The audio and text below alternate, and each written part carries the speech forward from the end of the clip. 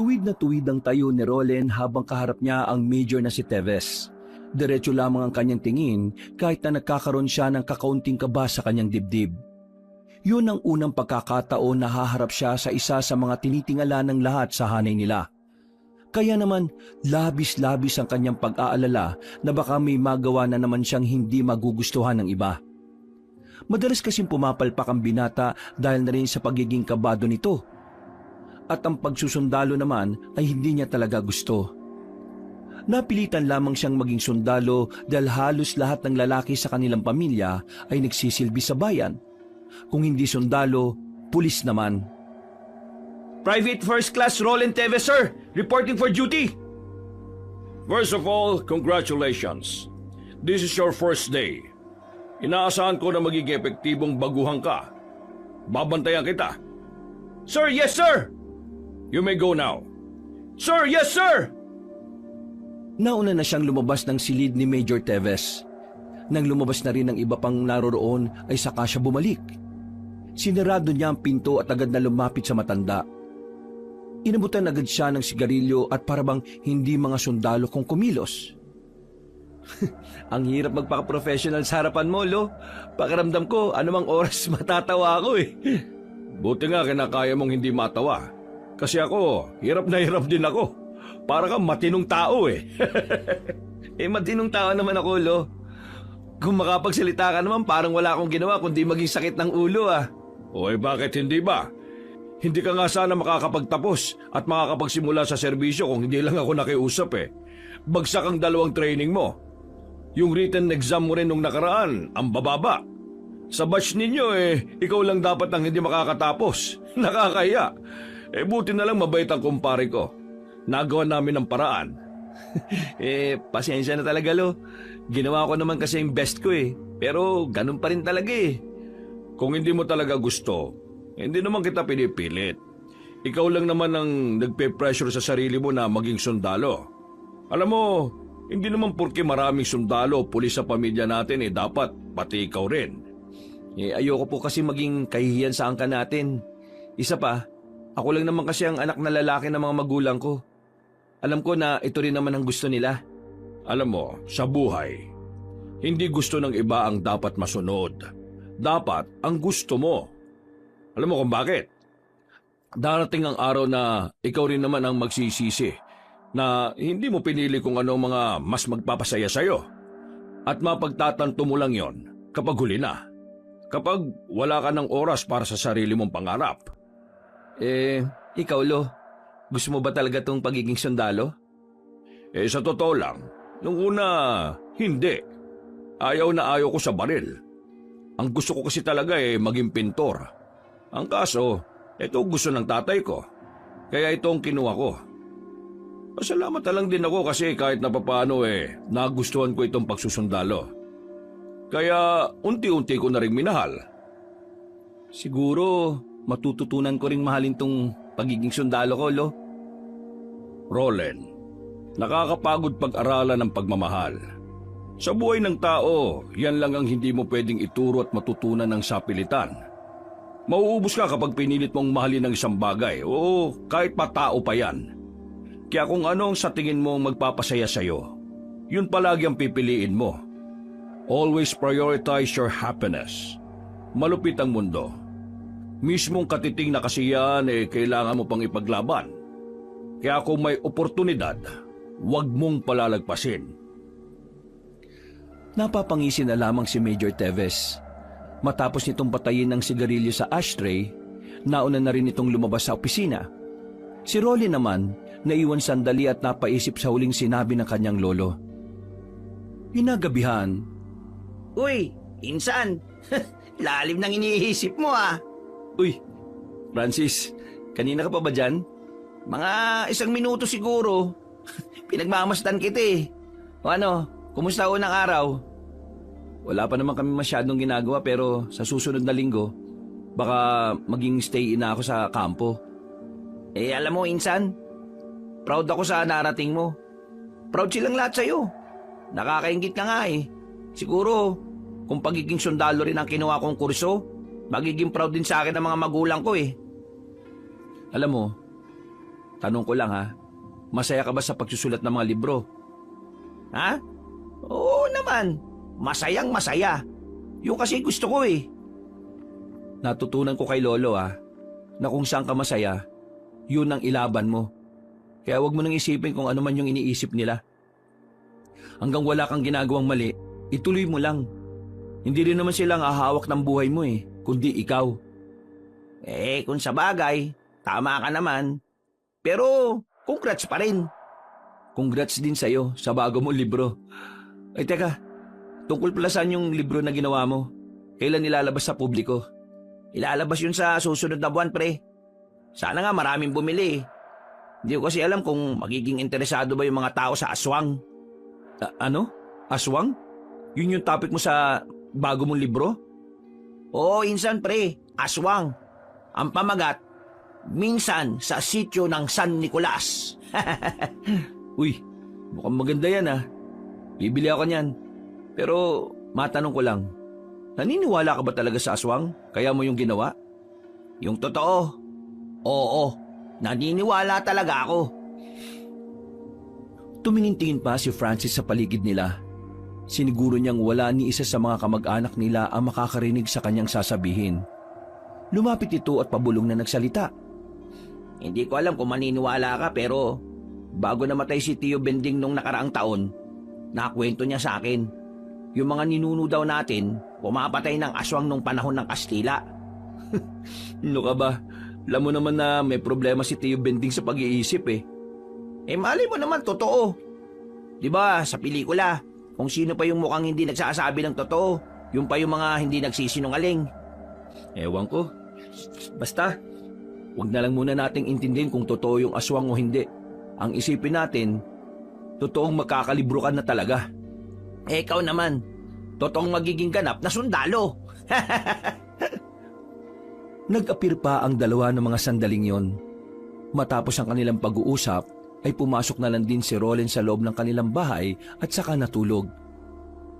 Kinabukasan, maaga siyang umalis ng bahay.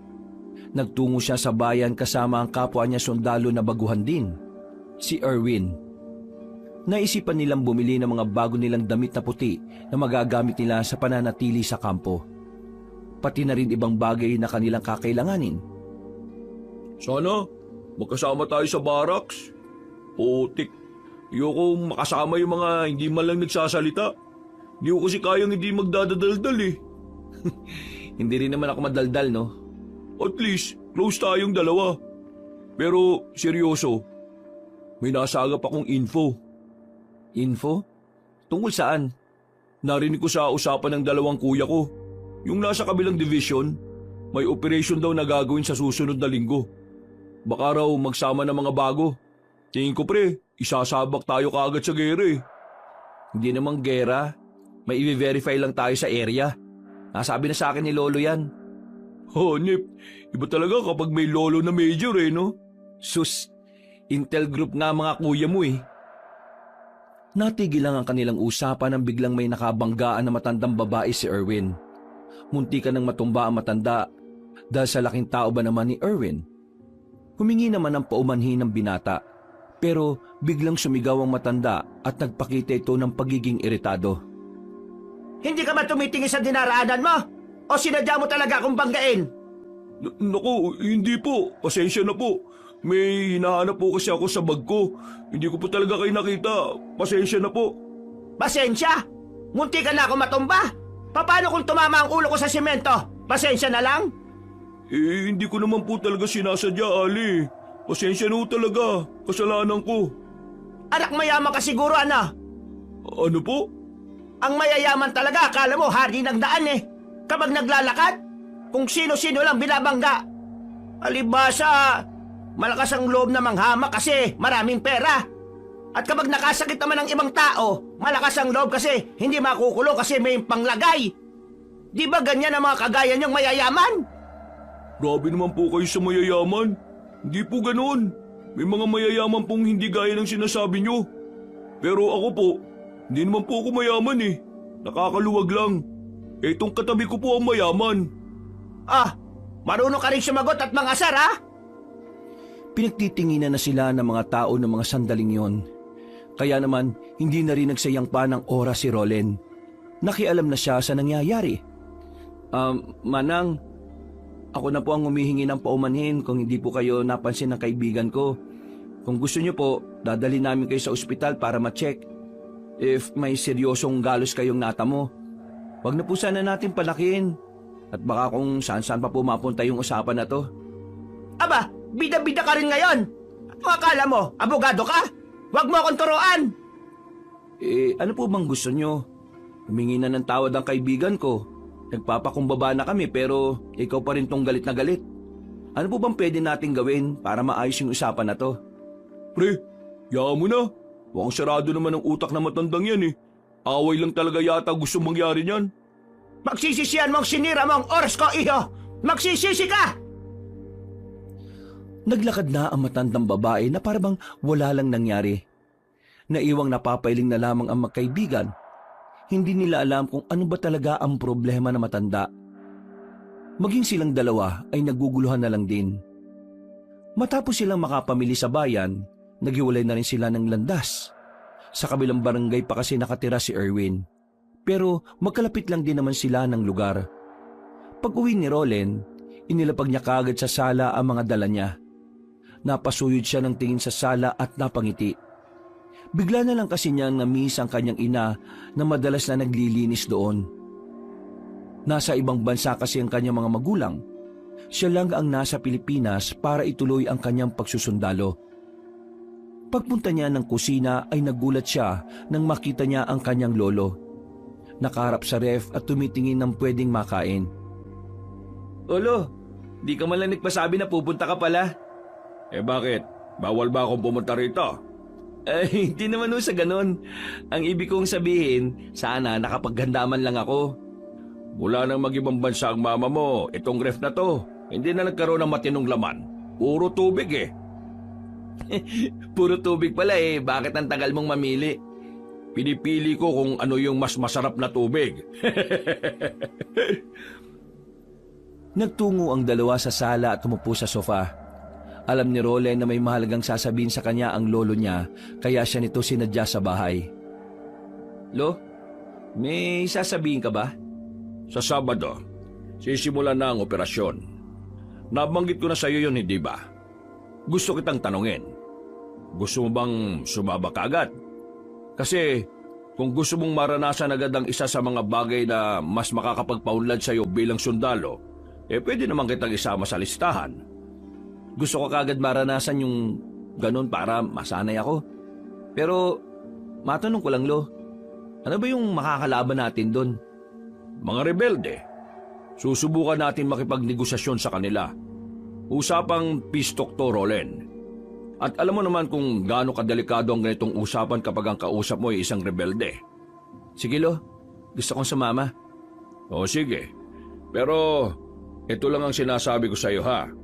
Kapag nasa kampo tayo, major ako. Hindi mo ako lolo. Tatawagin mo ako sa kung ano ang pagkakakilala sa akin ng mga kabaro natin. Oo naman, Lo. Professional lang dapat. Huwag kayong mag-alala. Hindi naman kita bibigyan ng kahihiyan Gagawin ko lahat na makakaya ko para bigyan ka ng karangalan. Basta wag mong i-pressure ang sarili mo, ha. Ang gusto ko lang maging kapaki-pakinabang na sundalo ka. Ngumiti na lamang si Rolen sa kanyang lolo. Mabilis na lumipas ang mga araw. Naganda na rin si Rolen para sa pinakaseryosong araw niya sa serbisyo. Itong araw na kung saan kailangan niyang maging epektibong sundalo para sa kanilang operasyon. 5 silang mga baguhan. Ang mga kasama nila ay matatagal na rin sa serbisyo. Kasama rin nila si Major Teves na siyang mangunguna sa grupo nila. Habang nasa loob ng truck habang nagbabiyahe, napansin ni Rolen na parang hindi mapakali ang lalaking si Erwin. Pinagpapawisan yon kahit na mahangin naman nung hapon na yon. Dahil katabi rin naman niya ito, tinanong na niya kung ano ang problema nito. Uy, buddy, anong problema? Okay ka lang? Bigla akong nalalamig Hindi ko alam kung bakit. Masama ba pakiramdam mo? O konti. Pero kanina bago ako umalis, ayos naman ako As in, magaan ang pakiramdam ko.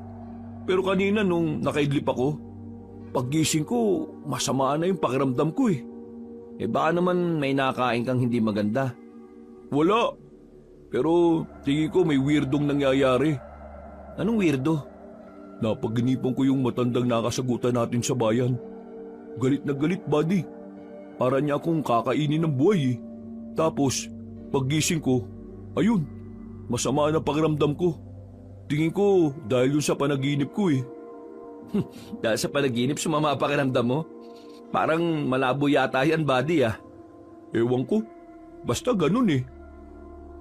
Sa mga sumunod na sandali, narating na rin nila ang kanilang magiging kampo. Nakatirik yun sa gitna ng kagubatan na isang bundok lang ang pagitan mula sa lugar na kanilang pupuntahan. Bago sumapit ang kinagabihan, tinipon silang lahat at naglatag ng mga paalala si Major Teves. Marami itong sinabi tungkol sa mga dapat nilang gawin at hindi. At nagdagdag na rin ito ng mga impormasyon na may kinalaman sa kanilang gagawing operasyon. Dakong alas 7, pinuntahan ni Roland si Erwin sa barracks nito.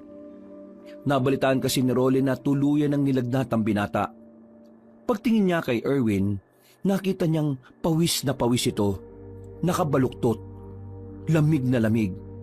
At ang mas nakapukaw pa ng kanyang atensyon ay ang pangingitim ng daliri nito. Lo, Sir Erwin may sakit. Hindi ba natin siya pauuwiin muna? Di bang sinabi ko sa iyo na hindi mo ko lolo kapag nasa trabaho tayo? Sir, yes sir. Hindi niya ikakamatay ang lagnat. Uminom lang siya ng gamot. Hindi ka pwedeng magsundalo kung iindahin mo ang sakit. Kung sa lagnat di mo kayang labanan, hindi mo rin malalabanan ng mga kalaban. Sige na, go back to your barracks. May ginagawa ko. Pero sir, tingin ko malala ang lagay niya eh. Hindi po yata simpleng lagnat lang ang meron siya. Please check him sir, immediately. You are not a doctor, kaya wala kang sapat na kaalaman kung gaano kaseryosong sakit ng isang tao.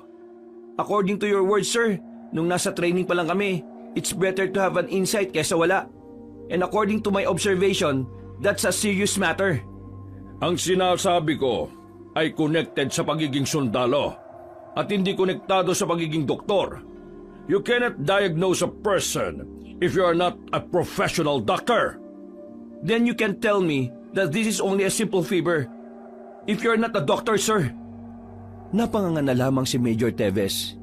Hindi nito magawang magalit sa apo dahil alam niyang meron namang punto si Roland. Huminga ito ng malalim. Sandaling binitiwan ng mga papel na nasa lamesa. Sige, ano bang naging basihan mo para sabihing hindi lang yung simpleng lagnat? Give me a valid reason. Based on my observation, sir, hindi tumitigil ang pagpapawis niya. At according to him, nilalamig siya ng sobra.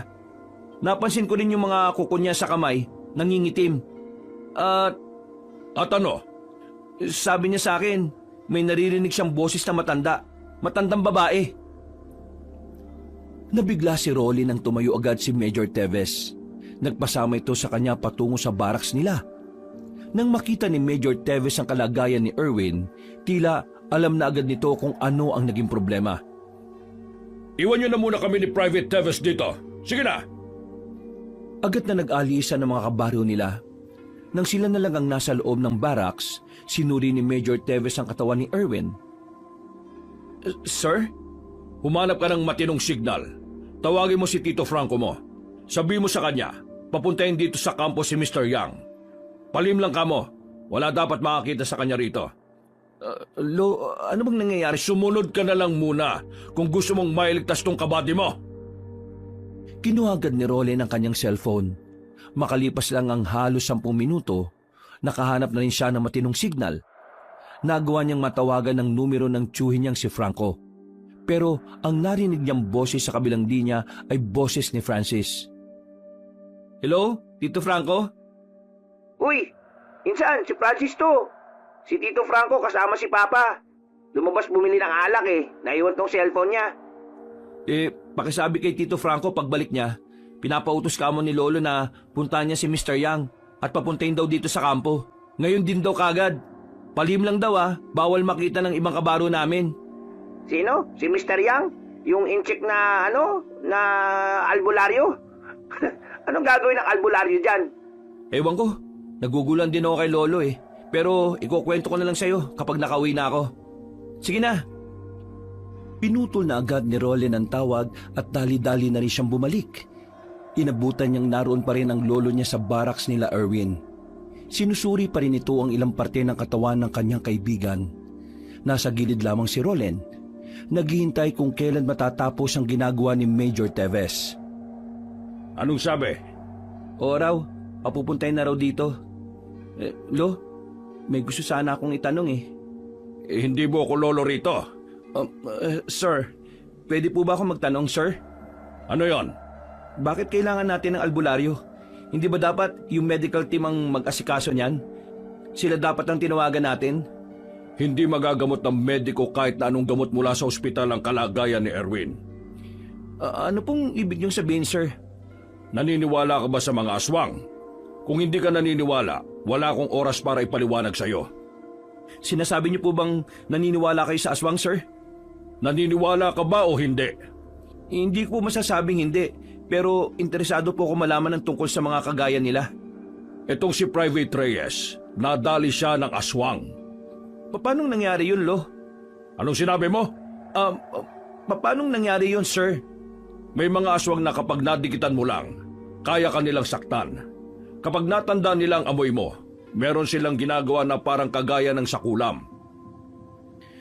Medyo nabigla si Roland sa mga narinig niya sa kanyang lolo.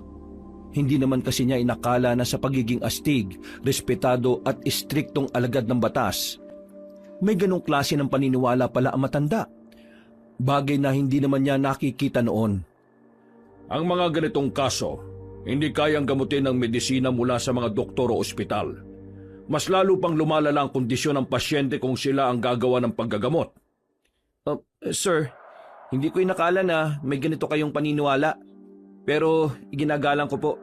Masaya po ako malaman. Oo, naniniwala ako sa mga aswang. At malaki ang naging papel ng mga aswang na yan sa buhay ko.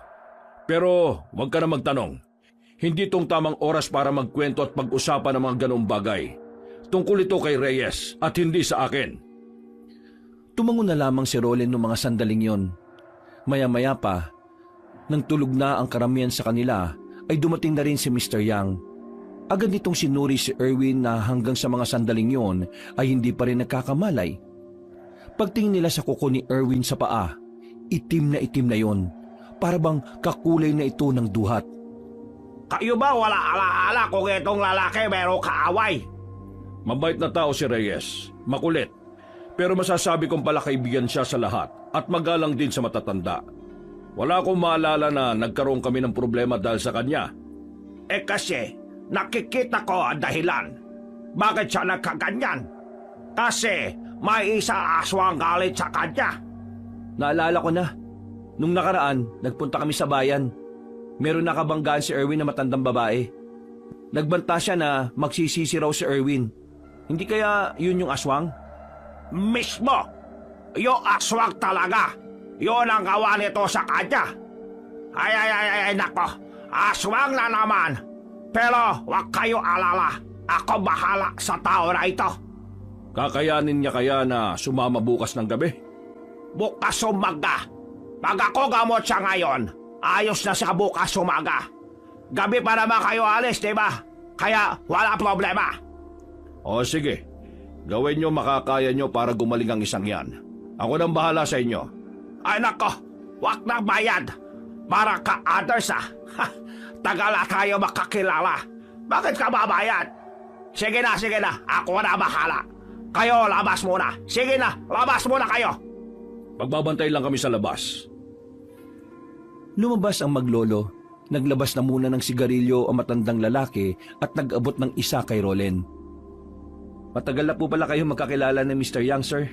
Mukhang marami na po yata kayong nalalaman tungkol sa mga aswang, ah. Sa susunod na mga araw, malalaman mo rin ang lahat ng kwento ko. Kapag natapos na itong misyon natin.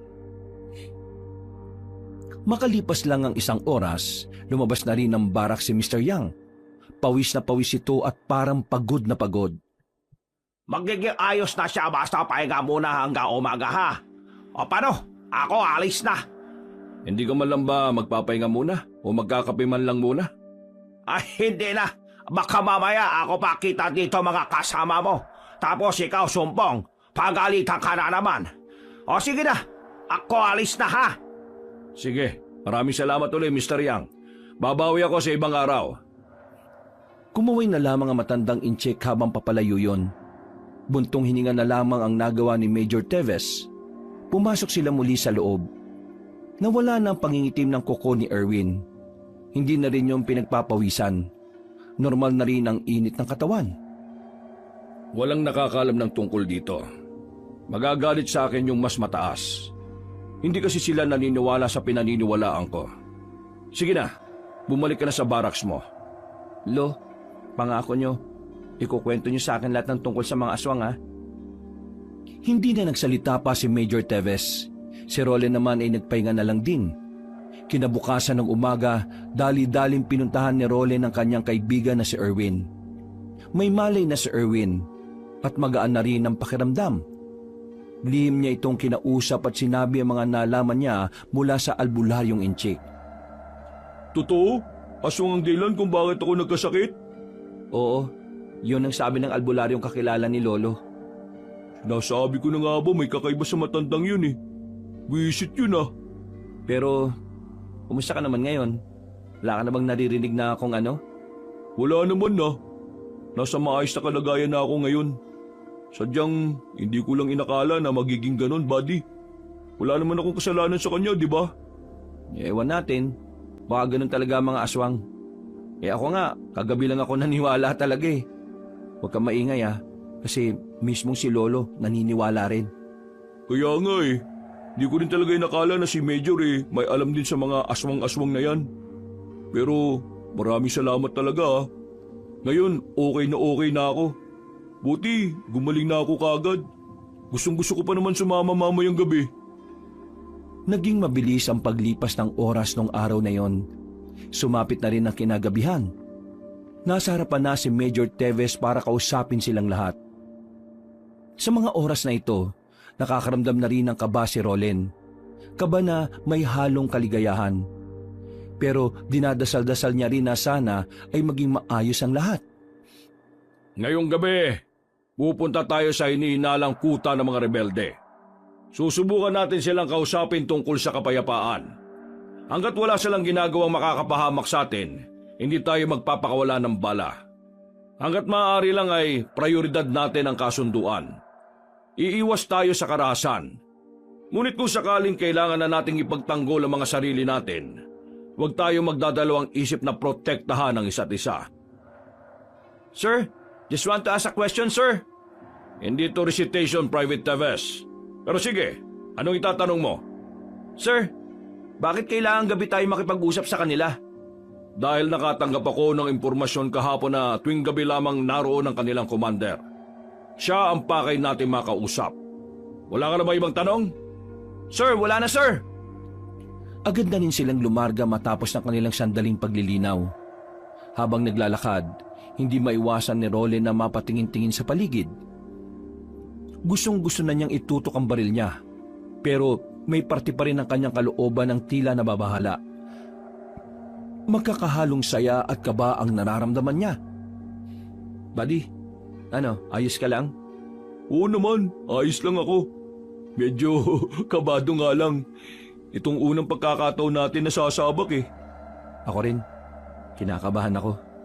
Dinadasal ko na nga sana maging maayos lang yung maging usapan. Nagdaan ang halos 1.5 oras, natanaw na rin nila ang kinaroroonan ng mga rebelde. Maliwanag doon, parang isang barangay. Sumenya si Major Teves na kailangan na muna nilang tumigil, pero paghinto pa lang nila, may nagpaulan na kagad ng bala. Natatarantang sinunod ni Roland at Erwin ang sinabi ng Major. Pagtingin nila ay may mga papalapit ng rebelde sa kanila. Kahit na kinakabahan, ikinalma ni Roland ang sarili niya. Tumulong na rin siya sa pagpapaputok. Pinagbababaril nila ang mga rebeldeng nagtatangkang makalapit sa kanila. Retreat! I said retreat! Wala silang nagawa kundi ang umatras na lamang muna. Ang usapang pangkapayapaan na sisimulan pa lang sanang pag-usapan na uwi lamang sa patayan. Sa isang iglap lang, Dalawa agad ang nalaga sa bilang ng mga sundalo. Nagawa naman nilang makalayo. Pansamantala silang nakapagtago sa malaking bato, habang ang iba naman ay nagbabantay sa gilid. Maputukan ang mga rebelde sa oras na mag-approach sila sa atin. Wala silang balak na pag-usapan ng kapayapaan. Kailangan na rin natin pumalag.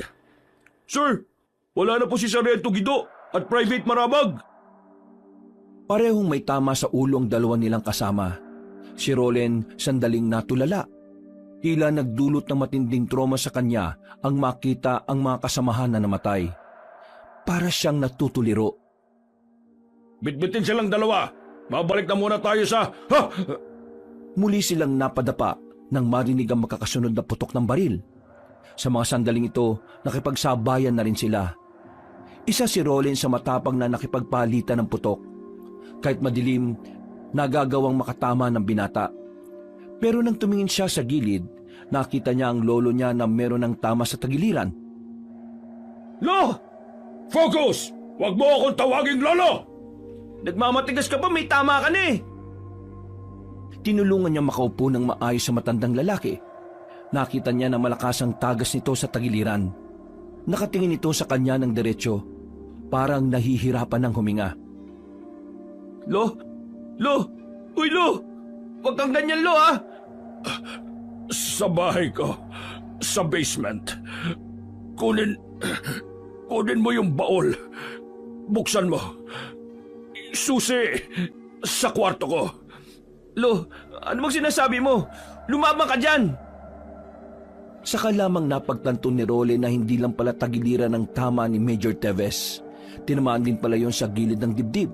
Kaya wala pang ilang minuto, tuluyan na ngang binawian ng buhay ang tinuturing nilang leader. Wala silang magawa ng mga oras na yon kundi ang umatras. Kapag tumagal pa sila roon, ay maaari silang mapalibutan at maubos. Buong pagsisikap nilang binuhat ang mga kasama nilang sugatan at namatay. Sa awa ng Diyos, nagawa nilang makaalis sa lugar na yon. Nakabalik sila ng kampo. 5 ang nalaga sa kanila kabilang si Major Teves. Agad naman itong nakarating sa mas nakatataas sa kanila. Mabilis ang mga pangyayari. Parang nung gabi lang ay kausap pa ni Role ng kanyang lolo. Pero sa mga sandaling ito, nasa harapan na siya ng burol nito. Hindi siya makapaniwala na sa isang iglap lang, mawawala ang kanyang hinahangaang sundalo. Insan, ako naman na magbabantay. Magpahinga ka na muna. 2 araw ka nang walang maayos na tulog eh oh. Ayos lang ako, Insan. Gusto ko lang bantayan si Lolo hanggang sa mailibing na siya. Hindi ko siya nabantayan nung nasa gitna kami ng putukan eh. Insan, wala kang kasalanan sa nangyari. Kaya huwag mong sisiin ang sarili mo. Tsak na malulungkot din si Lolo niyan kapag ganyan ka. Maraming salamat ah. Pero dito lang ako. O sige, sasamahan na lang kita. Umupo si Francis sa tabi nito. Maya-maya lang, dumating ang albularyong si Mr. Yang. Lumapit ito sa kabaong. Matapos yun, napatingin ito kay Rolen na parang may nais itong sabihin. Nakuha naman agad ni Rolen yon. Pumasok sila ni Mr. Yang sa loob ng bahay at dito siya kinausap ng inchik. Sigurado ako meron sabi sa'yo lolo mo bago siya mamatay. Meron nga ho. Ang sabi niya sa akin, yung baul daw, nasa basement. Buksan ko raw yung gamit yung susi na hahanapin ko raw sa kwarto. Tungkol saan ba yun? May alam ka ba sa sinasabi niya? Halik ka, ikaw sama sakin. Saan tayo pupunta? Kunin mo muna susi, tapos tayo punta sa basement. Teka, alam mo yung basement ni Lolo? Ako nga po, apo niya eh. Hindi ko alam yun eh. Halik ka na, ako kwento sa'yo lahat dapat mo malaman. Sinunod na lamang ni Role ang sinabi ng matandang inchik. Noong mga sandaling yon ay nahihiwagaan na talaga si Rolen. Sabik na sabik siya. Kaya nang mahanap nila ang susi, agad din naman silang nagtungo sa basement. Ang lagusan ng basement na yon ay nasa loob ng bodega. Hindi rin siya makapaniwala na meron palang sikretong lugar doon. Pagbaba nila, pinindot ni Mr. Yang ang switch ng ilaw. Base sa nakikita ni Rolen sa galaw na matandang inchik, parang ilang beses na rin pumupunta roon si Mr. Yang.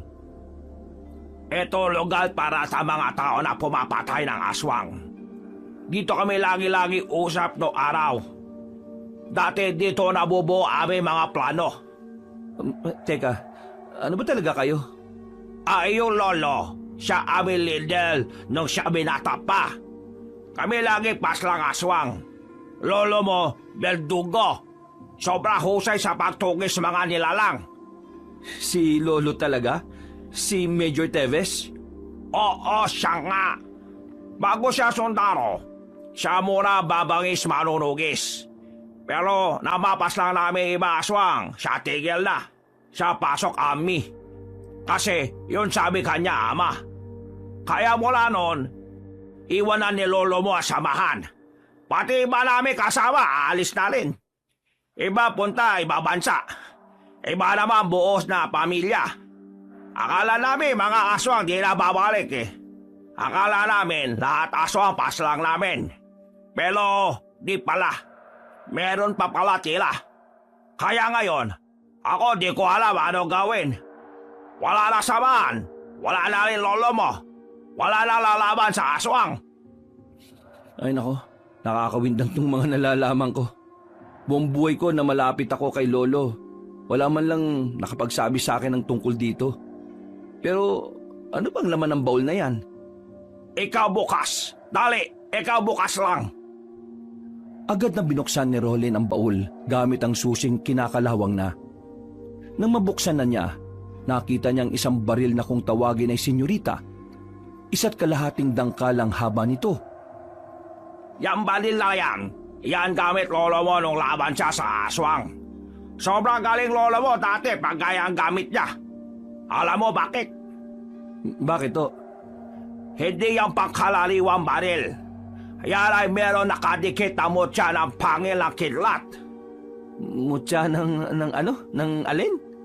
Mutya ng pangil ng kidlat. Teka. Ang gulo. Yung kidlat, may pangil, at yun ang mutya. Paano naman magkakaroon ng pangil yung kidlat? Tignan mo maigi yung baril. Dinampot ni Roland ang baril. Pagtingin niya sa hawakan nito ay merong nakadikit na tila pangil ng isang hayop. Kulay puti at matulis. Oh, ano to? Ang baril na yan, nakidlatan yung dulo kidlat. Yun ang tawag namin sa pangil. Kasi ang kidlat minsan pagtama sa metal, may naiwan na ganyan na hugis pangil. Yung dulo pala ito ng kidlat na tumama sa metal na tumigas. Akala ko naman may pangil yung kidlat eh. Akala ko literal talaga na pangil. Yung pala nagkorting pangil lang. Kawak namin sa ganyan, pangil na kidlat. At ang pangil na ganyan, siya tuling namin mutya. Isa mutya na makapangyari ang pagdating sa pag-asinta. Ano gagawin ko dito? At bakit pinabuksan sa akin ni Lolo to? Isa lang ibig sabihin, ikaw susunod yapak na yung lolo. Ha? Bakit ako? Marahil ikaw taglay tunay na katapangan na gaya ng kanya katapangan. Hindi. Hindi ko alam kung magagawa ko yan. Baguang sundalo lang ako, tapos ngayon, lalaban naman ako sa mga aswang. Hindi ko alam gawin yan. Lolen, tingin ikaw sa akin. Tingin mo, ikaw pabayaan ko? Hindi. Bago mawala lolo mo, kami usap-usap. Na sakali mawala siya, ako bahala sa'yo gabay. Matali kami kaibigan lolo mo. Marami ako alam sa kanya. Kaya alam ko rin na ikaw kanya pili pala sunod ng yapak niya at ng inyo ninuno. Huminga ng malalim si Roland. Naguguluhan siya sa mga nangyayari. Sabay-sabay na ang mga iniisip niya. Hindi na muna pinansin ni Roland ang mga nalaman niya. Itinoon na lang muna ni Roland ang atensyon niya sa burol ng kanyang lolo. Makalipas ang ilang araw, nailibing na rin si Major Teves. Maraming nakipaglibing, marami ang nalungkot. Pero si Roland, balak niyang balikan ang mga rebeldeng pumaslang sa lolo niya at sa kanyang mga kasamahan. Kaya kinabukasan pa lang, muli siyang sumama pabalik sa kampo. Iba na ang namumuno sa kanila. At mas marami na sila kumpara nung una. Buddy, ayos ka lang ba? Dapat kasi nag-leave ka muna eh. Hindi pa kondisyon ng utak mo eh. Kasi simula ako pa lang sa serbisyo, leave ka agad. Ayoko madungisan ng pangalan ni Lolo. Bibigyan ko ng hustisya ang kamatayan nila. Eh, ikaw ang bahala. Basta, focus ka lang ha. Hindi nagtagal, nakarating na rin sila sa kuta ng mga rebelde. Pero malayo pa lang, nagtataka na sila. Napansin kasi nila na parang tahimik ang lugar. Wala silang naririnig na mga nagtatawanan at nag-iinuman. Nang subukan nilang lumapit, nagimbal sila sa kanilang nakita. Patay na ang mga rebelde. Nakahandusay ang lahat ng yon. Kabilang na rin ang pinuno ng mga ito. Nakita nilang lasog-lasog ang katawan ng mga rebelde at wakwak pa ang mga tiyan. Sa mga sandaling ito, tila nagkaroon na ng ideya ang binatang si Roland sa kanyang mga nakikita. Alam niya na maaaring ang mga yon ay pinaslang ng mga aswang. Sinuyod nila ang area. Mga ilang sandali lamang, nanlaki ang mga mata ng mga sundalo nang makita nila ang mga aswang na nasa taas ng mga puno. Agad na lumusob ang mga yon. Pinagbababaril nila pero sadyang mabibilis at maliliksi. Wala silang matamaan kahit na natatapatan pa nila ng dalang ilaw. Sa halip na sila ang makapatay ng aswang, sila pa ang nababawasan. Habang nangyayari ang lahat ng ito, dito na napagtanto ni Rolly na talagang hindi kakayanin ng normal na tao ang mga aswang. Mapanganib ang mga yon. Peligroso at delikadong kalabanin ito ng mga gaya nila. Kahit mga armado sila, wala silang binatbat sa bilis at diskarte ng mga aswang. Kaya noong mga sandaling yon, napilitan silang lahat na umatras. Kahit kasi anong gawin nila ay hindi pa rin sila makatama. Dali-dali silang tumakbo pabalik. Nang makabalik sila sa kampo, marami ang nalaga sa kanila. Halos kalahati. Natuliro ang mga kabaro nila. Kahit ang mga veterano nagulat din. Yun ang unang beses na meron silang nakaengkwentrong mga aswang. Ang insidenteng yon ay kumalat sa kampo nila sa bayan ilang araw lang ang nakalipas. Naggalit ang mga nakatataas at dahil dito tinanggal sila sa operasyon. Pinalitan sila ng mga bago. At ang isinumbong nila na tungkol sa aswang, kagaya ng inaasahan, hindi pinaniwalaan. Visit talaga. Ayaw nilang maniwala sa amin. Pati si Sargento, sinuspindi nila. Sinabihan pa nilang gumagawa ng kwento. Totoo naman talaga may aswang eh. Banas na banas si Rolly nang makauwi na siya galing ng kampo. Kausap niya ang kanyang pinsan na si Francis. Magkarap sila sa lamesa habang nagmimerienda. Di ba sabi ko naman sa'yo, totoo mga aswang? Totoo rin ang mga balibalitang ang angka natin dati ay mga birador ng mga aswang. Akala mo, hindi ko alam yung sinabi ni Mr. Yang sa'yo, no? Paano mo nga nalaman? Malamang, tinanong ko siya. Sinabi niya rin sa akin kasi apo rin naman ako ng lolo natin eh. Pero ano palang balak mo? Tatanggapin mo? Ako kasi hindi talaga pwede eh. Wala akong alam sa paghawak ng mga armas o sandata na yan. Hindi ko alam kung tatanggapin ko. Wala rin naman kasi ako mabigat na dahilan eh. Mabigat na dahilan? Hindi ba mabigat na dahilan na ang angka natin kalaban ng mga aswang? Anumang oras, pwede nilang saktan ng isa sa mga kadugo natin. At biglang responsibilidad ko na ngayon ng buong angkan natin. Hindi lang buong angkan, no? Baka buong sangkatauhan na rin dito sa probinsya natin. Hindi na lamang sumagot ng lalaking si Roland, pero gumulo rin sa kanyang isipan ang mga narinig niya.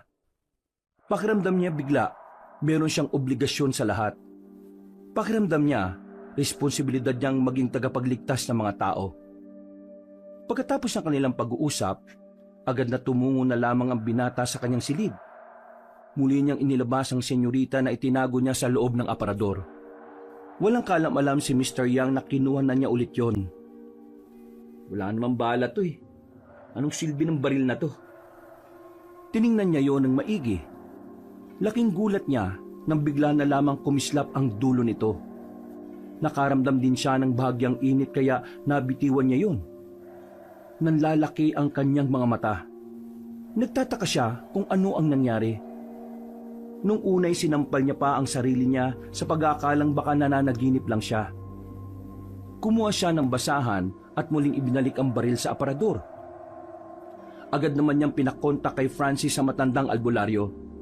Kaya kinabukasan ng umaga, muling nakipagkita sa kanya si Mr. Yang. Nasa basement na naman sila ng kanyang lolo. Ano ba meron? Bakit ako patawag mo? Pero lang ko pasyente mamaya hapon eh. May gusto lang kasi ako malaman tungkol sa senyorita na baril. Ha? Akala ko ayaw mo. Bakit ikaw interesado ngayon?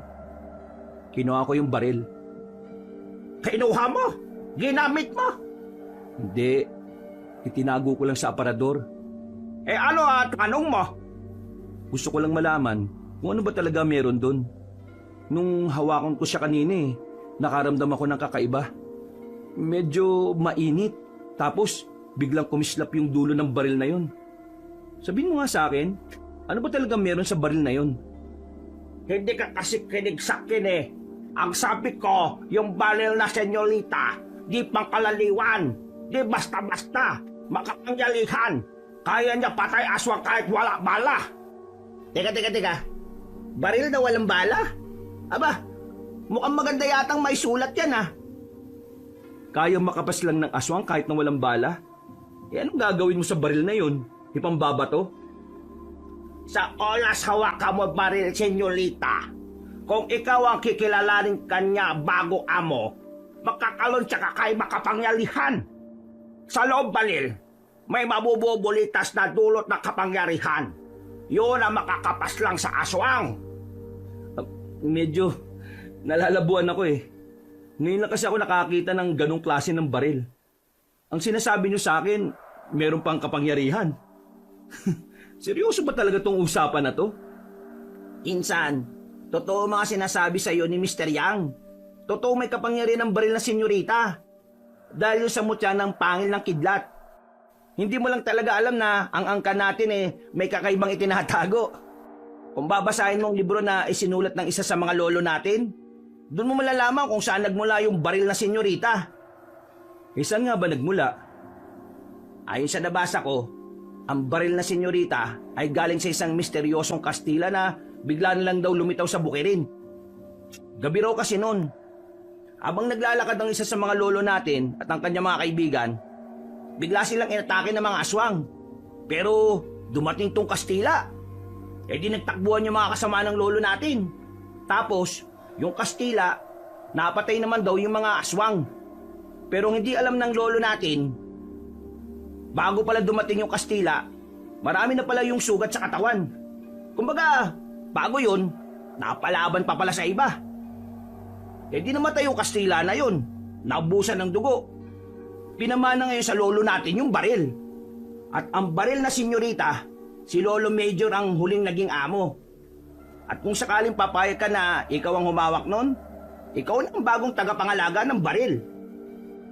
Napatango si Mr. Yang sa sinabi ni Francis. Napapaisip lang din naman si Roland noong mga oras na yon. Parang habang tumatagal kasi, ay nagkakaroon na rin siya ng interes sa mga bagay na may kinalaman sa mga aswang.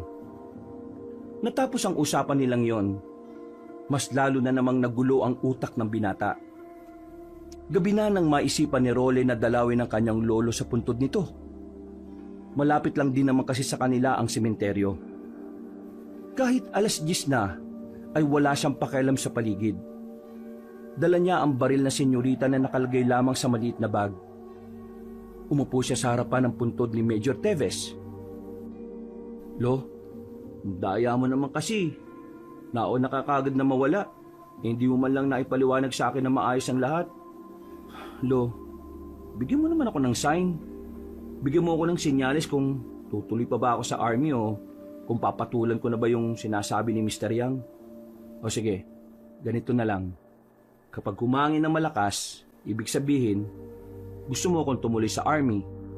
Pero kapag may nagpakitang aswang ngayon, ibig sabihin, susunod ako sa yapak mo. Ano? Deal? Nawala ang ngiti ni Roland nang mapagtantong para siyang siraulo na kinakausap ang harapan ng puntod ng kanyang lolo. Pero wala pang ilang minuto, naramdaman na lamang niya na meron ng kumakaluskos sa paligid. Napalingon siya sa mga puno sa hindi naman kalayuan. Meron siyang nakitang tao na naroon. Hindi niya alam kung bakit. Dahil sa kanyang kurisidad at sa pag-aakalang magnanakaw lang yon, tumungo siya roon para tingnan ng malapitan. Sa hindi inaasahang pagkakataon, napalingon sa kanya ang lalaking nasa itaas ng puno. Hindi niya gaanong makita ang mukha dahil kulang ang liwanag na meron ng lugar. Pero narinig niyang bigla na lamang yung umangil na parang mabangis na hayop. Gagi. Lo, eto na bang sinyalis mo? Hindi nagdalawang isip si Roland na kunin ng senyoritang baril. Tinutukan niya ang aswang. Pagkalabit niya ng gatilyo, bigla na lamang may kumislap sa dulo ng baril pero walang tunog ng putok. Nakita na lamang niyang bumagsak ang aswang. Sa pagkamangha, hindi agad nakagalaw si Roland.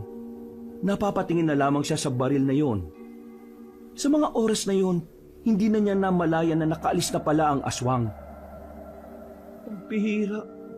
Paano nangyaring tinamaan yung aswang na yun wala naman lumabas na bala rito. At saka, ang astig naman ito. Parang kidlat yung nalabas ang uso Nagmamadali siyang makaalis doon nang mabahalang baka may iba pang mga aswang na dumating. Agad niyang pinuntahan si Francis sa bahay niya. Mabilis din naman dumating ang kanyang pinsan. Seryoso? Meron kang binaril na aswang gamit yung senyorita? Oo. Hindi din nga ako makapaniwala na magagawa ko yun Bigla ko na lang naisip na magtiwala sa baril na yun, kahit na alam kong wala naman talagang bala. Isang malalim na paghinga ang kanyang ginawa. Unti-unti na niyang nabibigyan ng interes ang pagsunod sa yapak ng kanyang lolong na mayapa. Makalipas ang ilang araw, nalalapit na rin ang kanyang pagbabalik sa serbisyo. Wala nang suspensyon na hindi makatarungang ipinataw sa kanila. Pero kahit na ilang araw na lang ay makakabalik na siya ulit, tila naguguluhan naman ang kanyang sarili kung magpapatuloy pa rin siya. Wala na rin naman kasi si Major Teves na siyang naging inspirasyon niya. Isa pa, una pa lang ay hindi naman talaga niya gusto ang pagsusundalo. Ginawa niya lang yon dahil ayaw niyang maging kahihiyan sa kanyang pamilya. At dahil na rin sa iniidolo niya, si Major Teves. Pero nagulat rin si Roland na ganun rin pala ang iniisip ni Erwin. Buddy, sigurado ka na ba sa desisyon mo? Sayang naman yung pinaghirapan mo ng ilang taon kung aayaw ka na. Buddy, parang hindi para sa akin ang pagsusundalo Araw-araw at gabi-gabi akong ginugulo ng mga nangyayari. Para akong nababaliw. Isa pa, saka ko lang napagtanto na ayaw ko pang mamatay. Tsaka, ayaw ko naman talaga nito una pa lang Teka. Akala ko ba gusto mong magsundalo?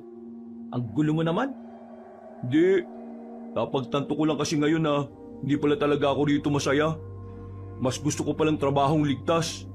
Yung trabahong siguradong may bukas para sa akin.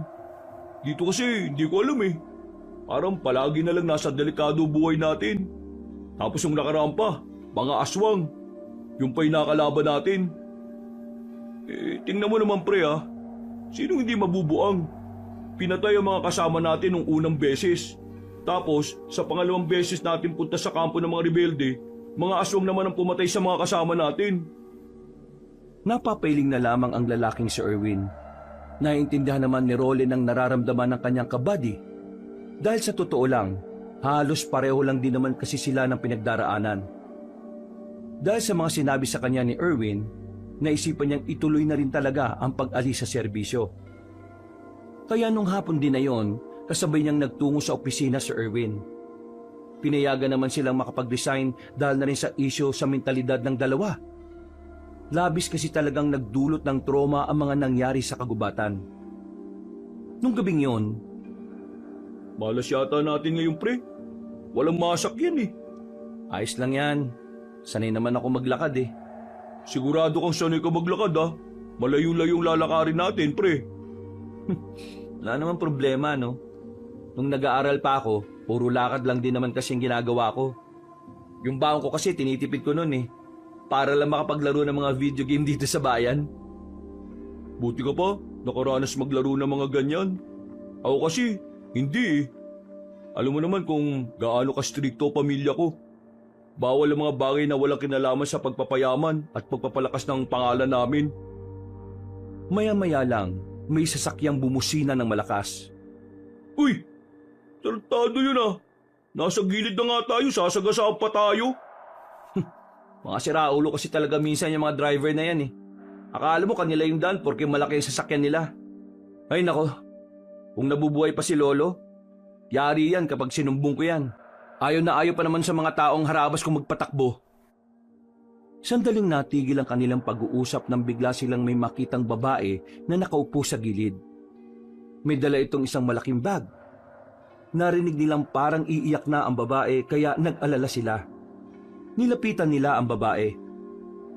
Nakita nilang tila meron itong iniinda sa paan nito. Miss, anong problema? Anong nangyari sa'yo? Masakit ang paa ko eh. Namumulikat siya kanina pa. Hindi ko alam kung paano siya ibabalik sa dati. Miss, ayos lang ba sa'yo kung tutulungan ka namin? Mahahawakan lang yung paa mo para mawala yung paninigas ng paa mo. Sige, pakiusap. Tulungan niyo ako. Sige miss, kaming bahala. Huwag ka mag-alala. Maalam din kami sa ganito. Mga sundalo kami. Baguhan nga lang. Pero kaka-resign lang rin namin. O sige, ayos lang. Mukha naman kayo mapagkakatiwalaan eh. Hindi na nagsayang ng oras ang dalawang lalaki. Nakikita na kasi nilang parang namumutla na ang babae sa sobrang sakit. Umaakyat na rin kasi ang pulikat nito hanggang hita. Ginawa ng dalawang lalaki ang kanilang makakaya para mawala ang pulikat ng babae. Mga ilang sandali lang ay nakaraos na rin ito. Pawis na pawis ang dalaga ng mga sandaling yon. Si Roland at Erwin naman ay nakahinga na rin ng maayos. Akala kasi nila ay hindi nila maaagapan. Ayan, ayos na. Makakalakad ka na ulit. Miss, saan ka ba nakatira? 9:00 na ng gabi at mag-isa ka lang dito sa daan. Di ka ba natatakot? Natatakot. Kaso wala naman ako magagawa eh. Kailangan ko maglakad. Wala naman kasing masakyan. At isa pa, malapit na rin naman ang tiraan ko dito sa bayan. Nakatira ako sa boundary ng bayan at ng baryo Masinloc. Dadaan ka pa ng gubat? Oo, mas malapit kasi kapag doon ako dumaan eh. Araw-araw mo ba itong ginagawa kapag nauwi ka? Napakadelikado. Babae ka pa naman. Kailangan ko maghanap ng trabaho eh. Kung hindi ako makakahanap ng trabaho, wala kaming kakainin ng lola ko. O sige, ihatid ka na namin pauwi sa inyo. Delikado ang gabi ngayon eh. Tara pre, hatid natin siya. O sige, wala namang problema. Sigurado ba kayo sa sinasabi nyo? Baka nakakaabala ko sa inyo mga sir. Hindi naman. Papauwi na rin kasi kami. At wala na rin naman kaming ibang gagawin eh. Huwag ka na maya. Isipin mo na lang na nagsisilbi kami sa bayan. At ikaw ang bayan namin. Buddy, joke ba yun? Ang corny. Siya nga po pala, Gabriela ang pangalan ko. Hango ang pangalan ko sa isang babaeng matapang at mabangis. Ang ganda nga ng pangalan mo eh. Ako nga pala si Erwin. Ako naman si Roland. Bagay na bagay ang mga pangalan niyo sa inyo. Nagtawanan sila nung oras na yon na parabang matagal na silang makakakilala. Maya-maya lang, agad na rin namang sinimula ng paglalakad. Nang nasa kagubatan na sila, tahimik lang ang dalawang lalaki. Nabuhay na naman ang kanilang trauma. Naalala na naman kasi nila kung ano ang nangyari sa kanila sa kagubatan. Pero kahit na ganon, pinilit nilang hindi maghari ang takot sa kanilang kalooban. Kailangan nilang maihatid ang babaeng si Gabriela kung saan man ito nakatira. Masayang kausap ang babaeng si Gabriela. Dahilan para kahit papaano ay mabawasan ang pangamba nila. Pakiramdam talaga ng dalawang binata ay matagal na nilang nakilala ang babaeng yon. Magaan kasi ang kalooban nila. Hindi dahil may gusto sila sa babae, hindi dahil sa maganda ito at sexy, kundi dahil pakiramdam nila ay mabuting tao ang babaeng yon. Alam mo, siguradong mabait na apo ka. Kasi kahit alam mong delikado, dumadaan ka pa rin dito para lang makahanap ng trabaho. Sa aming paghihirap kasi, wala kaming choice. Minsan nga, buhay pa namin ng kapalit pero dahil kailangan namin makasalba sa isang araw, sumusugal kami. Naintindihan ka namin. Kaya nga pakiramdam namin, proud na proud sa'yo lola mo eh. Kami na lang ng lola ko magkasama sa buhay. Kaya ayun, lahat ginagawa ko para sa kanya. Sandaling nanahimik ang tatlo. Hindi kalaunan, nakarating na rin sila sa isang bahay na yari na rin sa semento. Pero wala itong ikalawang palapag. Mahabang bahay lang yon. Bahay ito ng dating kakilala ni Lola. Naipamana lang sa amin ang pumanaw na siya. Halika kayo, pumasok kayo. Papakilala ko kayo sa lola ko. Malawak ang bakuran ng bahay. Walang supply ng kuryente pero maliwanag dahil malakas ang mga lampara. Nakakatinginan ng dalawang lalaki. Ang akala kasi nila ay may ibang kapitbahay sila Gabriela. Pero wala. Nasa parte pa rin sila ng kagubatan. At wala silang ibang makitang naroon kundi ang mga nagtataasang mga puno.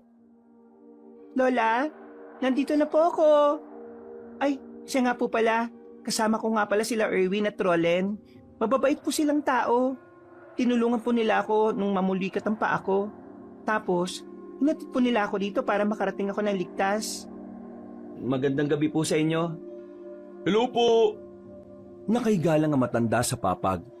Nakaharap ito sa dingding. Hindi humaharap sa kanila. Nagkibit-balikat na lamang ang dalawang lalaki. Pasensya na kayo ah. Mainitin talaga ang ulo ni Lola eh. Alam niyo naman, tumatanda na. Tulog yata lola mo eh. Nakakabala yata kami. Hindi, gising pa yan. Sadyang hindi niya lang kayang humarap sa mga tao. Mahiyain siya eh. Pero kapag ganyan siya, inis yan kasi anong oras na naman ako umuwi? La, dito lang kami sa bakuran ha. Tawagin mo lang ako kapag may kailangan ka. Tumungo sila sa bakuran. Tumambay na muna ang dalawang lalaki roon habang naghihintay sa babaeng si Gabriela. Ipagtitimpla raw kasi sila nito ng kape. Habang naghihintay, hindi maiwasan ni Erwin at Rolen na mapansin ang kanilang paligid. Hindi ko kayang tumira sa ganitong lugar. Mamamatay ako nito sa lungkot eh. Uy, naano boses mo? Baka mamaya marinig nila tayo eh. Pero, di ba sabi niya kanina, sa boundary siya ng gubat at baryo Masinlok? Eh ano to? Kaya nga eh, yun din ang napansin ko. Malayo pa rin yung baryo ng Masinlok, di ba? Parang doon pa nga yata sa kabila yun eh. Pero, mukha naman siya mabuting tao eh. Baka masyado lang tayong nag-iisip. Siguro. Natigil lang ang kanilang pag-uusap nang biglang dumating na ang babaeng si Gabriela. Dala na nito ang 2 tasa ng kape. Ngumiti pa ito sa kanila. Bago ilapag, ngiti pa lang ng babae, parang nakikiliti na sila na hindi nila maintindihan. Bigla na lang nagbago ang ibig sabihin ng ngiting yun para sa kanila. Masarap ang kaping yan, purong-puro. Pero, pasensya na kayo kung yan lang ang naibigay ko ha. Wala kasi talaga kami ngayon eh. Hindi, ayos lang naman. Isang karangalan na mapagtimplahan mo kami ng kape. Isa pa, ang sabi nila eh, masasarap daw talaga ang mga kape kapag sa mga ganitong lugar ginawa. Mismo pre. Tara, tikman na natin. Oh, may signal pala rito eh. Sagutin mo na. Baka importante yung tawag mo sa cellphone. Sandali lang ah, tumatawag si Airpat eh. Inilapag na muna ni Erwin ang kape. Habang si Rolen naman, sandali pa munang naghintay na makabalik ang kanyang kabady. Nang mapatingin siya kay Gabriela, nakangiti ito sa kanya at parabang sinasabi nito na inuminan niya ang kape. Inamoy niya ang kape. Amoy kaping barako naman. Pero merong naamoy si Rolen na weirdo mula roon. Para bang may ibang aroma na nagtatago sa mabangong alingaso ng kape. Wala pang 1 minuto ay bumalik na rin si Erwin. Oh, anong sabi? Hindi ko rin nakausap na maayos eh. Putol-putol ang signal. Napapailing na lamang ang lalaking si Erwin.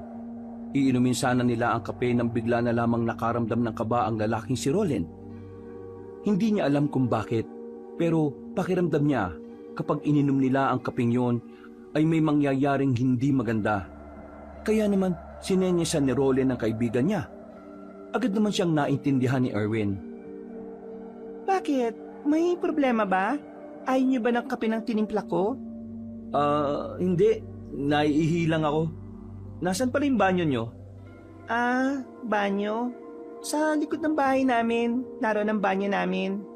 O sige, paihi na muna ako Tumango lang sa kanya ang babaeng si Gabriela. Agad naman siyang nagtungo sa banyo. Pagdating niya sa likod bahay, habang umiihi siya, ay naramdaman niyang merong nakatayo sa likuran niya. Akala niya nung una ay si Erwin lang. Pero nang lumingon siya, nakita niya ang lola ni Gabriela. Nakatingin lang sa kanya ng seryoso. Pero isang bagay ang kanyang napagtanto. Nakita na niya ang mukhang yon ng matanda. Hindi siya maaaring magkamali. Ang matandang yon ay ang matandang nakasagutan nila ni Erwin sa bayan. Nang sumilay ang nakakalokong ngiti ng Ali, dito na nagsimulang mataranta ang lalaking si Roland. Lumapit sa kanya ang matanda at sinubukan siyang dakmain. Pero mabuti na lamang ay nakailag siya. Hindi na siya nagsayang pa ng oras. Agad niyang binalikan ang kanyang kabady. Oh, bakit pre? Ano problema? Tara, umalis na tayo rito. Niloloko niyo lang tayo, pre. Teka, ano ba sinasabi mo? Yung matandang babae na nakasagutan mo sa bayan at yung matandang babae na aswang na naging dahilan kung bakit ka nagkasakit, yun ang lola niya. Aswang silang dalawa. Ano? Sandali, hindi ko kayo maintindihan. Huwag mo na kaming linlangin, Gabriela. Hindi ako tanga, no? Alam ko nang dinala mo lang kami dito para biktimahin. Hindi, nagkakamali ka. Hindi naman kami aswang eh. Mga pangkaraniwang tao lang naman kami. Nakita ko sa likod bahay ang lola mo. Iba ang ngiti niya. May mahaba siyang kuko. Huwag ka na magsalita. Hindi na kami magtitiwala sa'yo. Dahil tsak na lahat ng sinabi mo sa amin kanina ay kasinungalingan lang. Bakit ka ba ganyan? Wala naman kami ginagawang masama ah. Bakit mo kami ginagawa ng kwento? Yang kape na yan may kakaibang amoy. May nilagay ka dyan na kapag ininom namin, mawawala kami ng malay sigurado. Gabriela, kilala ko kaibigan ko. Hindi siya gagawa lang ng basta kwento lang. Naniniwala ako sa kanya na aswang ka. Aswang kayong dalawa ng lola mo. Kung talagang aswang ako at ang lola ko, patunayan nyo.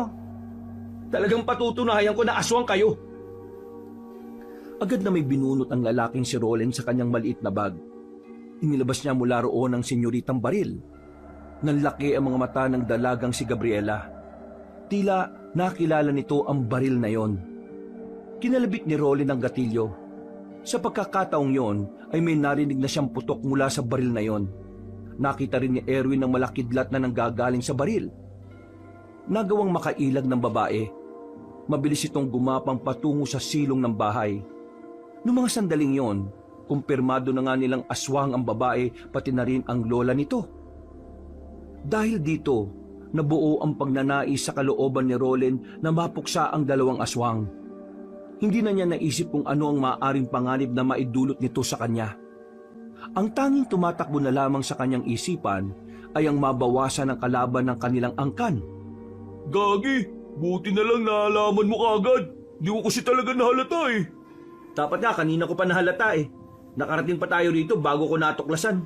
Eh bakit ka nga pala may dalang baril? Saka ko nikukwento sa'yo.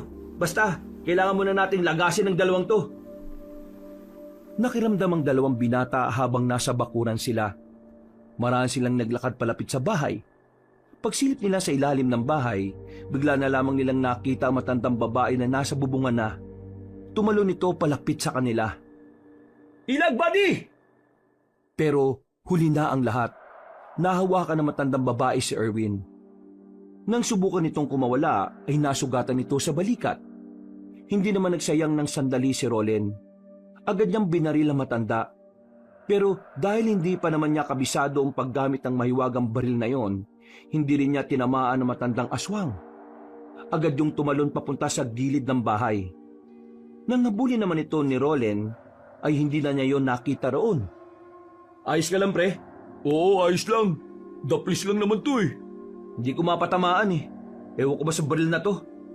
Ano gagawin natin ngayon? Wala akong may tulong. Wala akong baril eh. Atras! Atras muna! Kakaibang dalawang aswang na ito.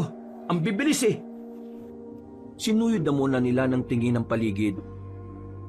Maya-maya lang ay agad na rin silang umalis.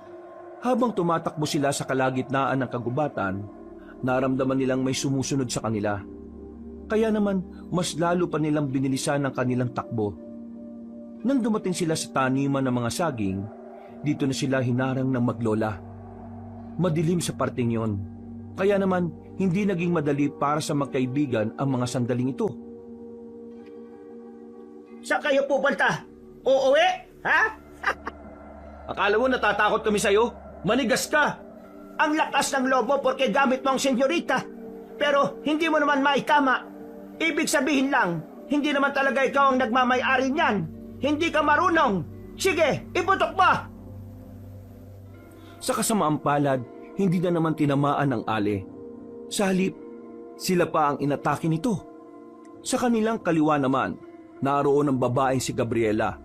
Nakaiwas sila sa mga yon, pero natumba si Erwin at pumaibabo na sa kanya ang dalaga. Buddy! Wisit na babae ito ah! Pagtingin naman ni Rollin sa kanyang harapan ay naroon na ang matandang aswang. Kinalmot siya nito pero sa hindi malamang dahilan, nakailag si Rollin ng mabilis. Maging ang babaeng aswang din ay nagtaka kung papaano niya yon ginawa. Namangha si Rollin sa sarili niya sa mga oras na yon. At nang makita niyang nakapaibabaw si Gabriela sa kanya, hindi na siya nagsayang ng pagkakataon. Habang nararamdaman niya ang kakaibang enerhiya sa kanyang buong pagkatao, binaril niya si Gabriela. At sa pagkakataong ito, tinamaan na niya ang babae sa likod. Hindi pa siya nakontento. Sinundan niya pa ng isa pang putok na naging dahilan naman kung bakit nalagutan agad ng hininga ang babae. Anong ginawa niyo sa apa ka? Buddy! Agad na nilapitan ni Rollin ang kanyang kaibigan. Pinagbababaril niya ang matandang ali, pero nagagawa pa rin itong makailag. Nagtago ito kung saan at tinig lamang nito ang naririnig nila. Pagbabayaran niyo ang ginawa niyo sa aking apo. Ikaw lalaki ka. Uubusin ko ang angkan mo. Uubusin namin ang angkan niyong lahat. Hindi kita hayaan na mangyari ang sinasabi mo. Papaslangin ko kayo lahat. Kahit na kailan talaga, kayong mga Tebes ang hadlang sa mga layunin namin. Kayo ang salot sa mga buhay namin. Kayo ang salot. Kaya lumabas ka dyan at tapusin na natin to. Uy, nakakatakot ka na. Parang hindi na ikaw yan ha. Kailangan natin makipagtapangan sa matandang to. Aswang to pre. Aswang. Biglang humangin na malakas. Dahil dito, hindi na nila narinig ang mga kaluskos na ginagawa ng matandang babae. Pagtingin nila sa gilid, bigla na lamang lumitaw roon ang matandang babae. Kinalmot sila nito at tinamaan si Rollin sa bandang likuran. Tinulak ni Rollin ang kaibigan niya at binaril niya ulit ang aswang. Pero dahil sa kirot na kanyang nararamdaman, hindi na naman niya yun tinamaan. Magkakasunod na putok ng baril ang kanyang pinakawalan, pero tinakasan lang siya ng matandang aswang. Kailangan na natin lisanin ng lugar na ito. Ayos ka lang ba? May galos ka eh. Oo, ayos lang ako. Napatingin silang dalawa sa babaeng si Gabriela. Napabuntong hininga na lang sila. Aminadong nanghihinayang si Rollin dahil akala nila matinong tao ang babaeng yon. Agad-agad na rin nilang nilisan ang kagubatan. Mabilis din naman silang nakarating sa kalsada. Maswerte namang may napadaan na sasakyan at nakisabay na rin sila roon. Isinama ni Rollin si Erwin sa kanyang bahay. Kinontak niya agad si Francis pati na rin si Mr. Young. Maging ang matandang inchik, hindi rin makapaniwala na nakalaban ni Rollin ang isa sa mga mababangis na aswang. Melad na pangalan matanda mabangis na aswang. Siya asawa na pinuno aswang. Hindi ako makapaniwala na ikaw laban sa aswang na mabangis. Ha! Pinahanga mo ko, Loleng. Pero ikaw ingat lagi ha. Kasi yung kalaban mo, delikado, malakas, mabangis, mautak. Nagkataon lang na ikaw dalabalil, senyorita. Hindi sana kaya wala siya gawa sa'yo. Puti, yan la sugat mo. Asawa siya ng pinuno ng mga aswang? Ibig sabihin, alam din niya parte ako ng angkan namin? Oo, alam niya. Kaya sikolo ikaw kanila kuha. Planado nila lahat. Buti na lang ikaw talino at nalaman, senyorita. Mga siraulong yun. Muntikan pa kami Buti nga napatay ko yung apo niya. Ano yung sabi? Iyong patay ko niya. Oo, napatay ko yung babae. Nasa ibabaw na siya ni Erwin Kaya yun, binaril ko gamit yung senyorita. Nako, delikadong buhay mo. Pati na rin buong angkan nyo. Kailangan mo na aral paano gamit ang senyorita maayos. Insan, kailangan mong mag-ingat sa oras na aalis ka. Dahil sa ginawa mo, malamang sa malamang, mas bibilisan na nila yung paggawa ng hakbang para maubos ang angkan natin. Mukhang eto na talaga ang oras para sumunod ka sa yapak ni Lolo. Hindi ko kayo maintindihan. Pero base sa mga sinabi niyo parang matagal yun ang kaaway ang mga aswang Napalunok na lamang ng laway si Rolen. Alam niya na sa mga susunod na araw, maaaring magsimula na ang laban niya kontra sa mga aswang. Nawiwindang na lamang siya sa mga nangyayari. Dahil parang kailan lang ay mga rebelde lamang ang iniintindi niyang makakalaban. Pero sa mga puntong ito, alam niyang higit na roon ang maaari niyang makaharap. Kinabukasan, hindi na nagsayang ng panahon si Rolen. Kahit na hindi pa man gumagaling ang kanyang natamong sugat, siya na mismo ang nakiusap kay Mr. Yang na ituro sa kanya ang lahat ng nalalaman sa paggamit ng senyoritang baril. Marami siyang binasang libro, marami siyang inaral na kasaysayan at pati na rin ang ilang ritual na makakatulong upang maintindihan niya ang diwa ng kapangyarihan ng baril. Hindi na napapansin ni Rolen na lumilipas na pala ang araw. Unti-unti na rin niyang nasasanay ang kanyang sarili. Unti-unti na rin niyang natututunan kung papaano ginagamit ang baril. Talagang puspusan na ang pagpapractice mo, Insan Ikaw na talaga ang susunod sa yapak ni Lolo. Kailangan Sabi sa akin ni Mr. Yang, malaki ang tsansa na bibiglain tayo ng mga aswang na yun. Nananahimik kasi sila. Yun ang nakakatakot. Naabisuhan na ba yung iba nating mga kamag-anak? Oo, nasabihan na namin sila. Buti nga naniwala kaagad sila Paano hindi maniniwala? Ikaw lang naman yata yung hindi nakakalam tungkol sa pagiging manunugis at birador ni Lolo. Nasa kagubatan sila ng tanghaling yon. Nagpapahangin si Rolen habang kumakain ng paborito nitong biko. Habang nagmumuni-muni sila, bigla na lamang nakaramdam ng kaba si Rolen. Oh, bakit? Anong problema? Hindi ko alam Bigla na lang akong kinabahan. Si Mr. Yang ba? Nakausap mo ngayong araw? Kaninang umaga lang. Tinanong niya ako kung kumusta ka na. Puntahan natin si Mr. Yang. Ha? Ngayon na? Oo, hindi ako mapakali. Isinuksok na ni Rolen ang kanyang baril sa tagiliran. Hindi na sila nagsayang ng oras at agad na rin silang tumungo sa kinaroroonan na matandang si Mr. Yang. Makailang ulit silang kumatok, pero walang nagbubukas ng pinto. Nang itulak nila ang pinto, ay saka lamang nila nalaman na nakabukas pala yun. Marahang binuksan ni Rolen ang pintuan. Sa hindi malamang dahilan, lumakas na naman ang kanyang kaba. Nang sumilit na sila sa loob ng bahay, dito na nila nakita ang matandang si Mr. Yang. Nakadapa, may dugo sa sahig. Hindi na ito gumagalaw. Mr. Yang! Lumapit agad si Rolen.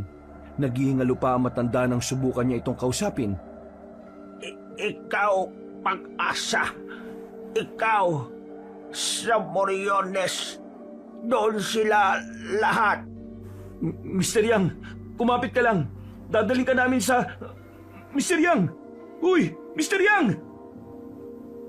Kahit anong tawag ni Rolen ng pangalan ng matandang inchik, ay hindi na ito dumidilat. Tuluyan ang nalagutan ng hininga ang albularyo. At sa puntong yon, nagsimulang mabuo ang puot sa kalooban ni Rolen. Kung kailan napapalapit na ang loob niya kay Mr. Yang, saka naman ito mawawala. Bagay na labis niyang kinasama ng loob. Kaya naman isinumpa niya nung araw na yon na hindi matatahimik ang kanyang kalooban hanggat hindi siya nakakaganti. Dahil malapit sa angkan nila si Mr. Yang, sila na ang sumagot ng lahat ng gastusin ng burol at libing nito. Insan, mauna na kami. Dito ka lang ba? Sige, uwi na rin ako maya-maya. Nakatingin lamang si Rollin sa puntod ni Mr. Yang na katabi lang din naman ang puntod ng kanyang lolo. Nagsarado ang kanyang kamao. Hindi niya pa rin matanggap na sa isang iglap na wala ang albularyo na magiging gabay niya sana hanggang sa huli ng kanyang laban. Mr. Yang, Lolo, huwag kayong mag-alala. Ako ang tatapos sa laban na iniwan ninyo.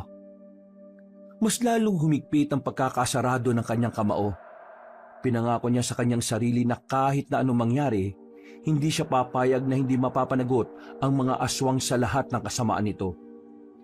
Pag-uwi niya sa kanyang bahay, naabutan niyang naroon si Francis. Tila alam na nito ang kanyang gagawin. Tumayo si Francis at lumapit sa kanya. Anong gagawin mo? Wala. Anong ibig mo sabihin? Alam ko na pupuntahan mo yung kinaroroonan ng mga aswang eh. Oo, pupuntahan ko yon at uubusin ko silang lahat. Sasama ako, Insan. Hindi pwede. Labang ko to. Laban mo to. Laban to ng angkan natin. Pinsan mo ako. Parte ako ng pamilyang to. Pero ako lang ang may responsibilidad na tapusin ang laban na to sa mga aswang. Hindi ka kasali rito. Ayaw kitang madamay. Gustuin mo man o hindi, damay ako dito. Kasi magkadugo tayo. At tayo magkakadugo ang punteriya ng mga aswang na yun. Isama mo na ako, Insan. Ito na lang yung tamang pagkakataon para mapatunayan ko sa mga magulang ko na meron din akong ambag sa angka natin. Di ba hindi ko kaya magsundalo? Kahit man lang sa ganitong pamamaraan, magawa ko man lang. Huminga ng malalim si Rollin. Mukhang hindi na niya mapipigilan pa ang binata. Kaya naman, hinayaan na lang din niya ito. O sige na, maganda ka na. Ngayon na kagad? Oo, wala tayong sasayanging oras. Ngayong alam ko na kung nasaan sila matatagpuan, ako na mismo pupunta sa kanila. Sige, sama niyo na rin ako. Sabay na napalingon na magpinsan sa pintuan. Nakita nila roon si Erwin. Itim ang lahat ng suot nito at meron na ring dalang armas. Narinig kita kahapon kanina, buddy. Kaya naisip ko na maganda na rin dahil gusto kitang tulungan. Buddy, labas ka rito. Problema ng pamilya namin to. Kung ganon, hayaan mong gawin kong daylan ang mga kasamahan natin pinaslang ng mga aswang. Gusto ko silang igante. Pero hindi sila mga pangkaraniwan. Nakita mo naman kung paano nila tayo atakihin ng gabing yon. Alam ko, kaya nga hinanda ko na sarili ko para sa mga oras na ganito. Isama na natin siya, Insan. Mas marami, mas maganda. Buddy, tandaan mo magkabady tayo. Ang laban mo, laban ko rin. Yun ang turo sa atin ni Major Teves nung nabubuhay pa siya. Isang malalim na paghinga na naman ang nagawa ni Rollin. Kalaunan, nakumbinsi rin siya ng dalawa. Sa parehong gabi, umalis silang tatlo. Gamit ang sasakyan ni Erwin ay bumiyahe sila patungo sa nayon ng Moriones. Ang lugar na kilala sa bentahan ng lambanog sa kanilang lugar. Pero lingid sa kanilang kaalaman na meron palang nagtatagong mga aswang doon. Astig nitong sasakyan mo, Erwin. Ang ganda. Ang sarap imaneho ng manobela, oh. Focus ka lang sa daan.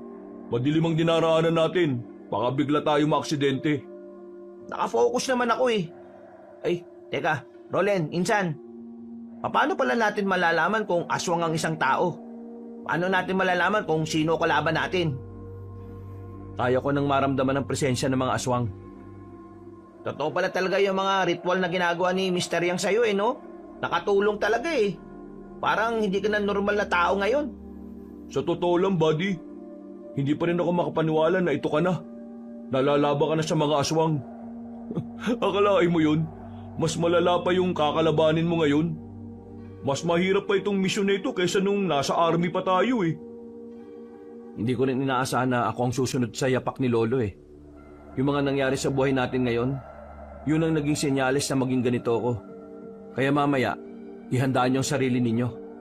Ikaw, Francis, marunong ka ba talagang humawak ng baril? Kahit na hindi ako nagsundalo, marunong naman ako.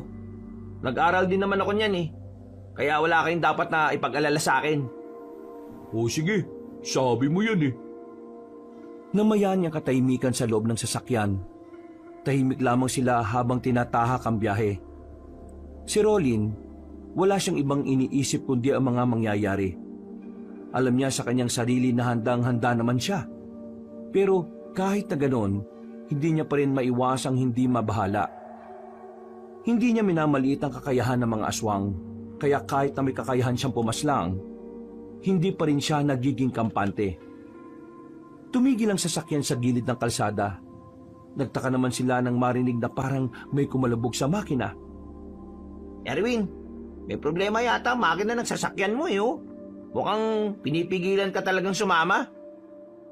Iwan na lang natin tong sasakyan. Malapit na rin naman to sa Moriones eh. Ha? Sigurado ka? Oo. Luma na rin kasi yung sasakyan na to eh. Balikan na lang natin to bukas. Kung ganun eh, tara na. Iniwan nila ang sasakyan sa gilid. Sinimulan na rin nila ang paglalakad. Dumaan lang sila sa gilid ng medyo may kadiliman. Iniiwasan kasi nilang may makakita sa kanila dahil baka paghinalaan sila ng mga rebelde. Mahabang baril kasi ang dala ni Francis at Erwin. Kung sakali mang dumating tayo sa puntong kailangan nyo ng mamili, piliin nyo lang palagi yung sarili nyong kaligtasan ha. Hindi pwedeng mamatay tayong lahat. Kailangan may makaligtas. Mas maganda kung lahat tayo ay makakabalik ng buhay. Napatangon na lamang ang dalawang lalaki. Habang papalapit sila ng papalapit, nakakaramdam na rin ng kaba si Rolen. Hindi nagtagal, natanaw na rin nila ang kabilang nayon. Maliwanag at mukhang masigla ang lugar na yon. Sa unang tingin, iisipin na tila pangkaraniwang lugar lamang yon. Pero sa malayo pa lang, nararamdaman na ni Rolen ang mga presensya ng mga aswang. Iandaan yung mga sarili ninyo. Papasok na tayo sa lugar nila. Buddy, kilala mo ba yung pinakapinuno nila? Oo, sinabi na sa akin ni Mr. Yang yon. Kung sino yung mararamdaman kong pinakamalakas, yun na yon. Nagmamadali sila makalapit sa nayon ng Moriones. Dumaan muna sila sa gilid para walang makaalam ng kanilang gagawin. Nung oras na yon, isa sa problema nila ay kung paano nila hahanapin ang kinaroroonan ng pinuno ng mga aswang. Sinusubukan kasing pakiramdaman ni Rolen ng paligid, pero wala silang mararamdaman na kakaibang presensya. Anong balita, Insan? Hindi ko siya maramdaman dito. Mukhang may kakaiba siyang ginagawa para hindi siya matagpuan. Anong balak mo ngayon? Walang ibang choice. Una natin papaslangin ang mga aswang na narito. Palalabasin natin siya sa pambubulabog natin. Mukhang peligroso yung iniisip mo, Insan. Pero sige, palag-palag na yan. Nakikita niyo ba yung kumpulan na yon? Lahat yan aswang. Pagbilang ko ng 3, lalabas tayo. Rarat-ratin natin kaagad ang mga yan. Sigurado ko ba mga aswang yan? Baka mamaya mga tao lang pala yan. Naku, maging kriminal pa tayo. Kung wala kang tiwala sa pakiramdam ko, mabuti pa umuwi ka na lang. Francis, sa aming mga sundalo, kailangan mong pagkatiwalaan na sinasabi na mas nakakaalam. Yung kasi magiging gabay natin. Okay, sige na. 1, 2, 3. Naunang lumabas sa pinagtataguan ng lalaking si Rolen. Gamit ang senyoritang baril, pinaputukan niya ang mga aswang na nasa gilid. Habang ang dalawa naman ay niratrat ang mga nasa tindahan. Nagpulasan ang mga aswang. Si Rolen naman ay nauna ng lumapit. Isa-isa niyang pinagpapapaslang ang mga aswang. Kada tatamaan niya ay bulagta agad at unti-unting naaagnas. Yun ang epekto ng mahiwagang baril na may mutya ng pangil ng kidlat. Wala tayong ititira. Uubusin natin ang lahat ng yan. Francis, kaya pa ba? Oo naman oh, ang saya nga eh. Para mga natatarantang pusa ang mga aswang habang pilit na iniiwasan ang mga balang pinakakawalan nila. Sa mga unang minuto, marami-rami na rin silang napaslang. Marami na ang nakabulagtang aswang sa daan. Mararamdaman ang galit ng mga nilalang sa kung papaano umangil ang mga yon. Sandaling natigil ang putukan nang wala na silang nakikitang aswang sa paligid. Pero nararamdaman pa rin ni Rolly ng presensya ng mga yon. Batid niyang nagtatago lamang ang mga aswang sa kung saan. Ilabas niyo ang pinuno ninyo! Ubusin namin kayo lahat, sige kayo. Walang tumutugon sa kanila. Pero mga ilang sandali lang, nakarinig na si Rolly ng mahinang palakpak. Pagtingin nila sa gilid, nakita ni Rolly na matandang si Miranda, ang babaeng hindi niya nagawang paslangin nang takasan siya nito. Ang lakas din naman ng loob niyong dumayo sa mismong balwarte namin. Ito ba ang pamamaraan mo ng pagsasayang ng buhay? Ilang beses na pinaputukan ni Roland na matandang babae pero hindi niya ito matamaan. Tumatawa-tawa pa ang matanda sa kanya.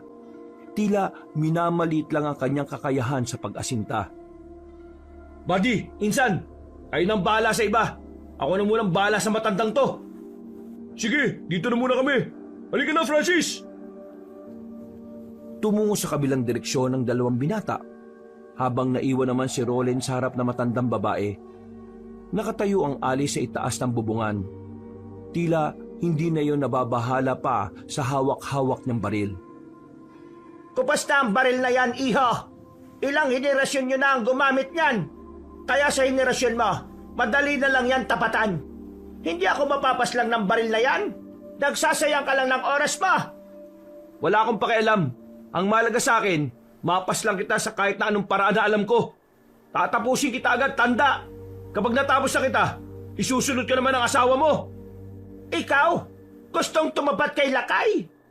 Alam mo ba kung ano sinasabi mo? Walang-wala ka pa sa kalingkingan niya. Hindi mo ba naiintindihan kung bakit hindi siya humaharap sa'yo? Kasi ako lang ang kalibel mo. Dami mo pang satsat. Umatake ka na, tanda. Ang inchik na albularyo, hindi mo ba itatanong kung anong ginawa ko sa kanya? Pinahirapan ko lang naman siya. Binugbog siya ng mga kasama ko at pagkatapos ay kinalmot ko siya ng marami sa kung saan saang parte ng katawan niya. Napakasarap ng pakiramdam na makitang nahihirapan ng taong hadlang sa amin.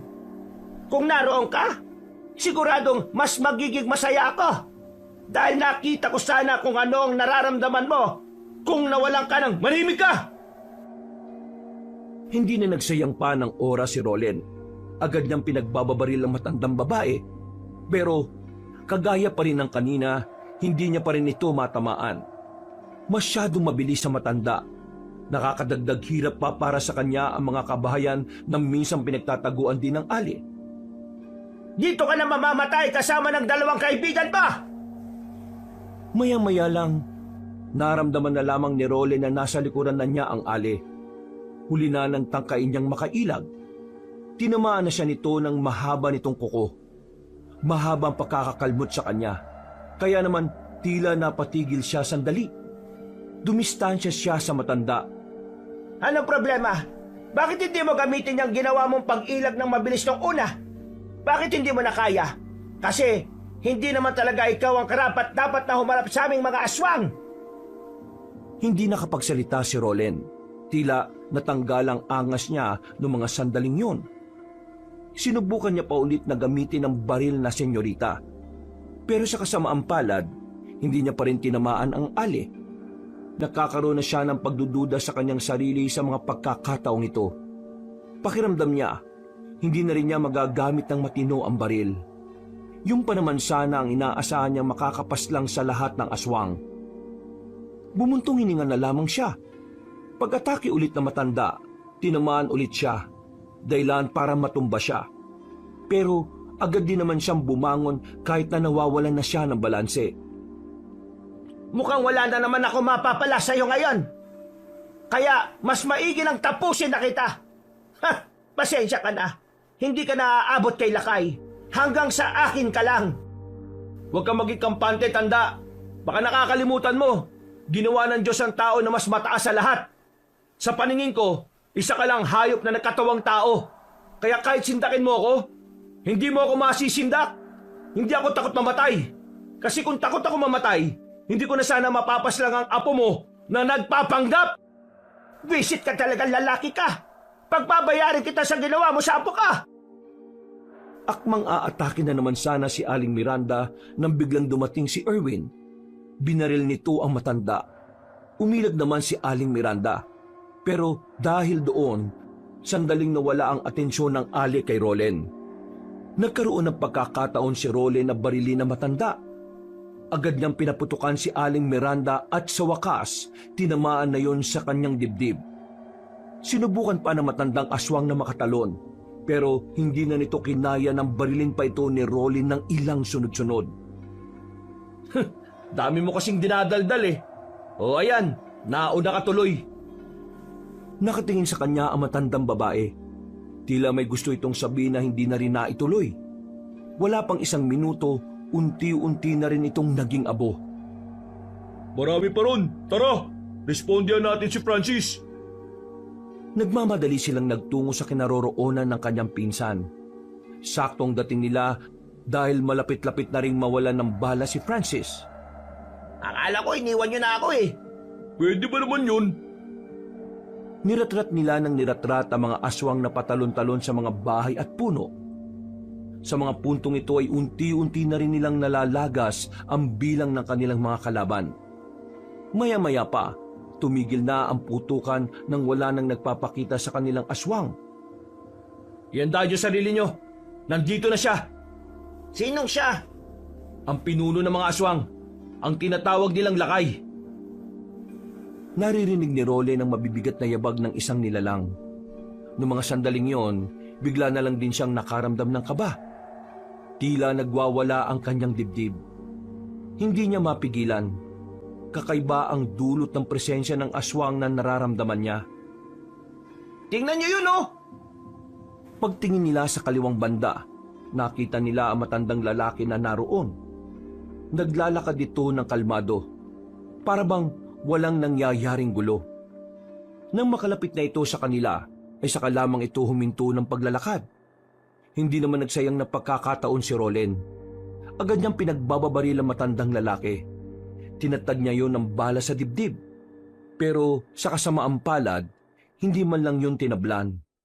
Bumaon lang ang bala sa katawan ni Lakay pero wala namang nangyari. Gaagi, hindi tumatalab sa kanyang senyorita. Alam mo ba kung bakit hanggang ngayon ay nabubuhay pa rin ako? Isa lang ang kasagutan. Yun ay dahil hindi naman ako napas lang ng mga pinuno ninyo.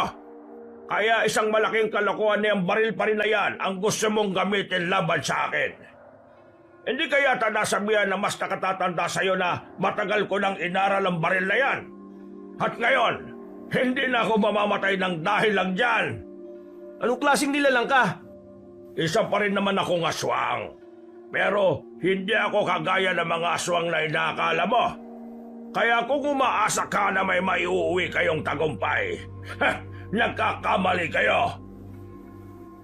Sa sobrang bilis sa matandang lalaki, hindi nila namalaya na inago na pala kay Erwin at Francis ang hawak-hawak nitong baril. Tanging ang baril na senyorita lamang ang hindi nahawakan ni Lakay. Sinubukan ni Francis at Erwin na labanan ng mano-mano ang matanda. Ang kaso nga lang, binalibag lang sila nito sa gilid. Hindi kayo ang gusto ko makalaban. Mga bida-bida kayo. Lumunok ng laway si Rolen. Kinakabahan na siya sa mga sandaling yon. Hindi niya alam kung papaano niya tatalunin ang kalaban niya, gayong hindi naman ito tinatabla ng armas na kanyang inaasahan. Kung ako sa'yo, lumuhod ka na lang sa harapan ko at magmakaawa para sa buhay mo. Baka sakaling magbago pang isipan ko. Mas pipiliin ko pang mamatay na lang kaysa lumuhod sa harapan ng isang nilalang na kahit kailan hindi ko magugusto ang bigyang pugay. Muling pinagbababaril ni Rolen si Lakay. Kahit na hindi naman nauubos ang bala niya, ay wala pa rin yung talab. Tinatawanan lang siya nito. At tila ginagawang laro-laro lamang nito ang laban nila. Maya-maya pa, bigla na lang din niyang naramdaman ang kamao ni Lakay sa kanyang tiyan. Sa lakas ng suntok ay namilipit sa sakit ang binata. Napahiga agad siya at hindi makagalaw.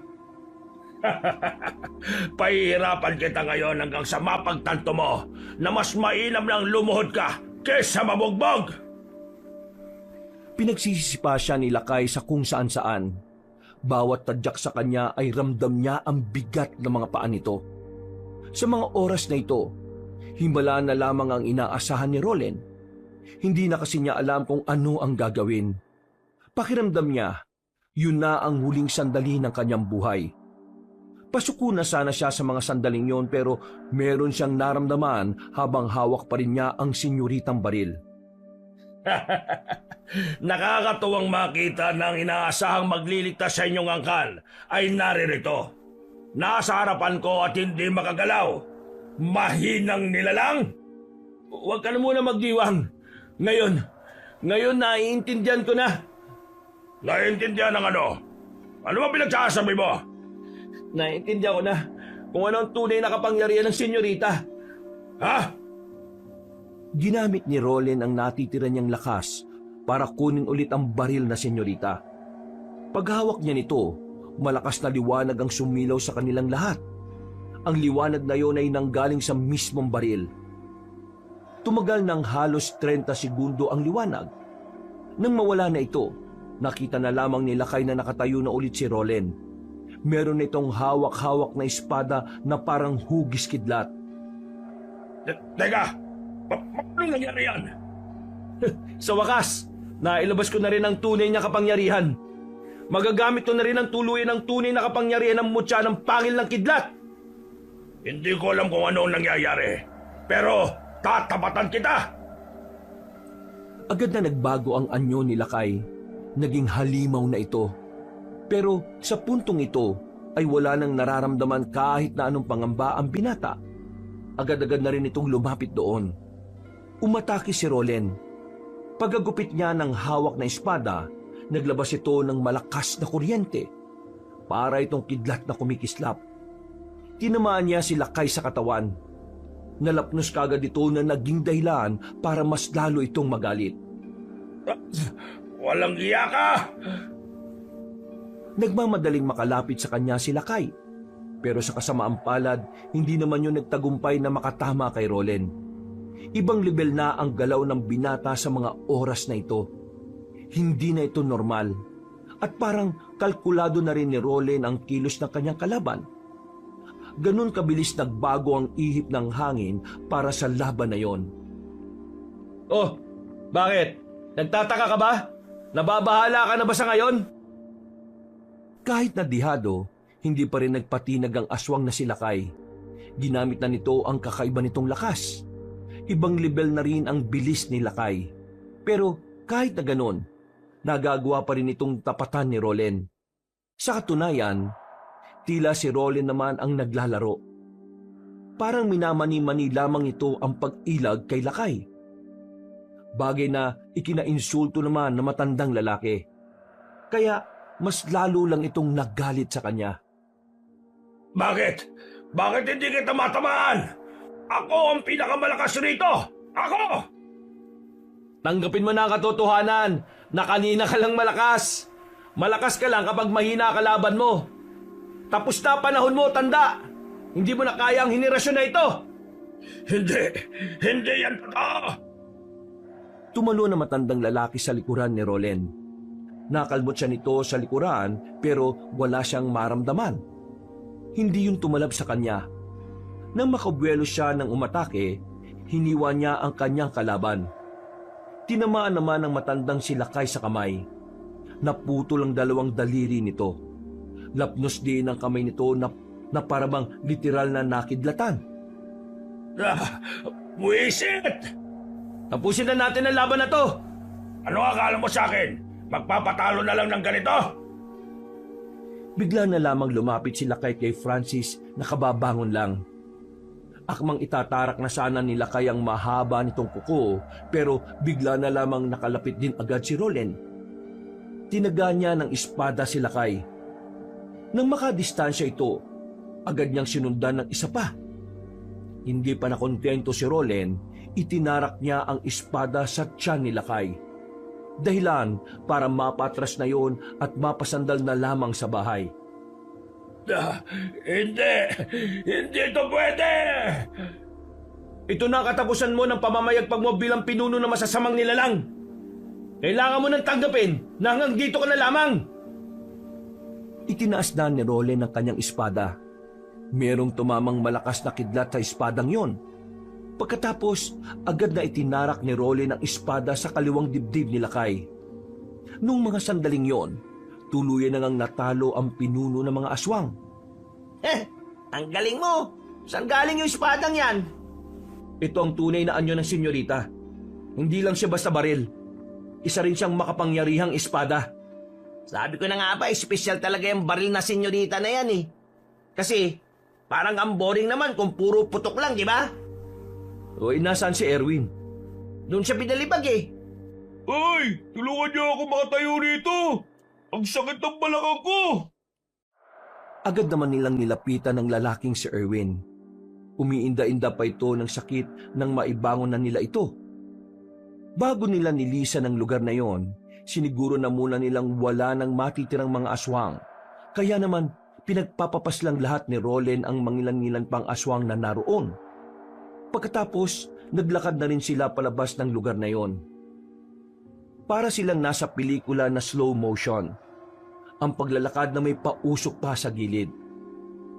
Makalipas ang ilang araw, payapa na rin ang kaisipan ni Roland.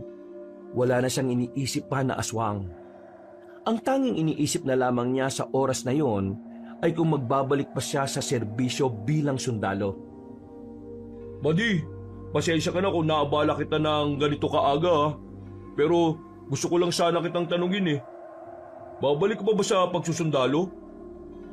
Napabuntong hininga si Roland habang hawak-hawak nito ang isang tasa ng kape. Ilang araw na rin kasi niyang pinag-iisipan ng bagay na yon.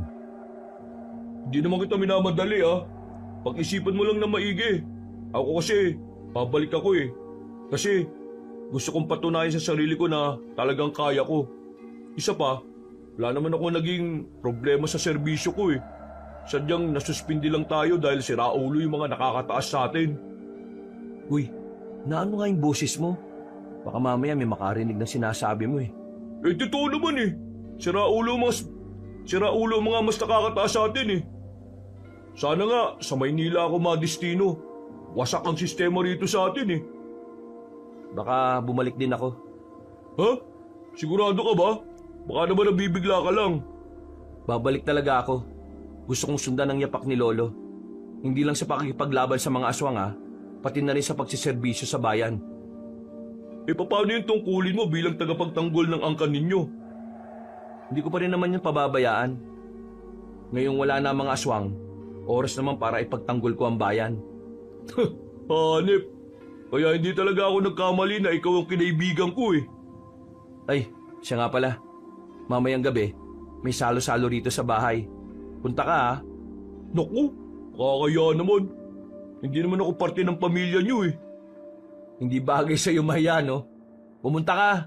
Kapag hindi ka pumunta, ipapasundo kita kay Francis. Natawa na lamang si Erwin sa kanya. Tinapik siya nito sa balikat at sandaling nag-akbayan.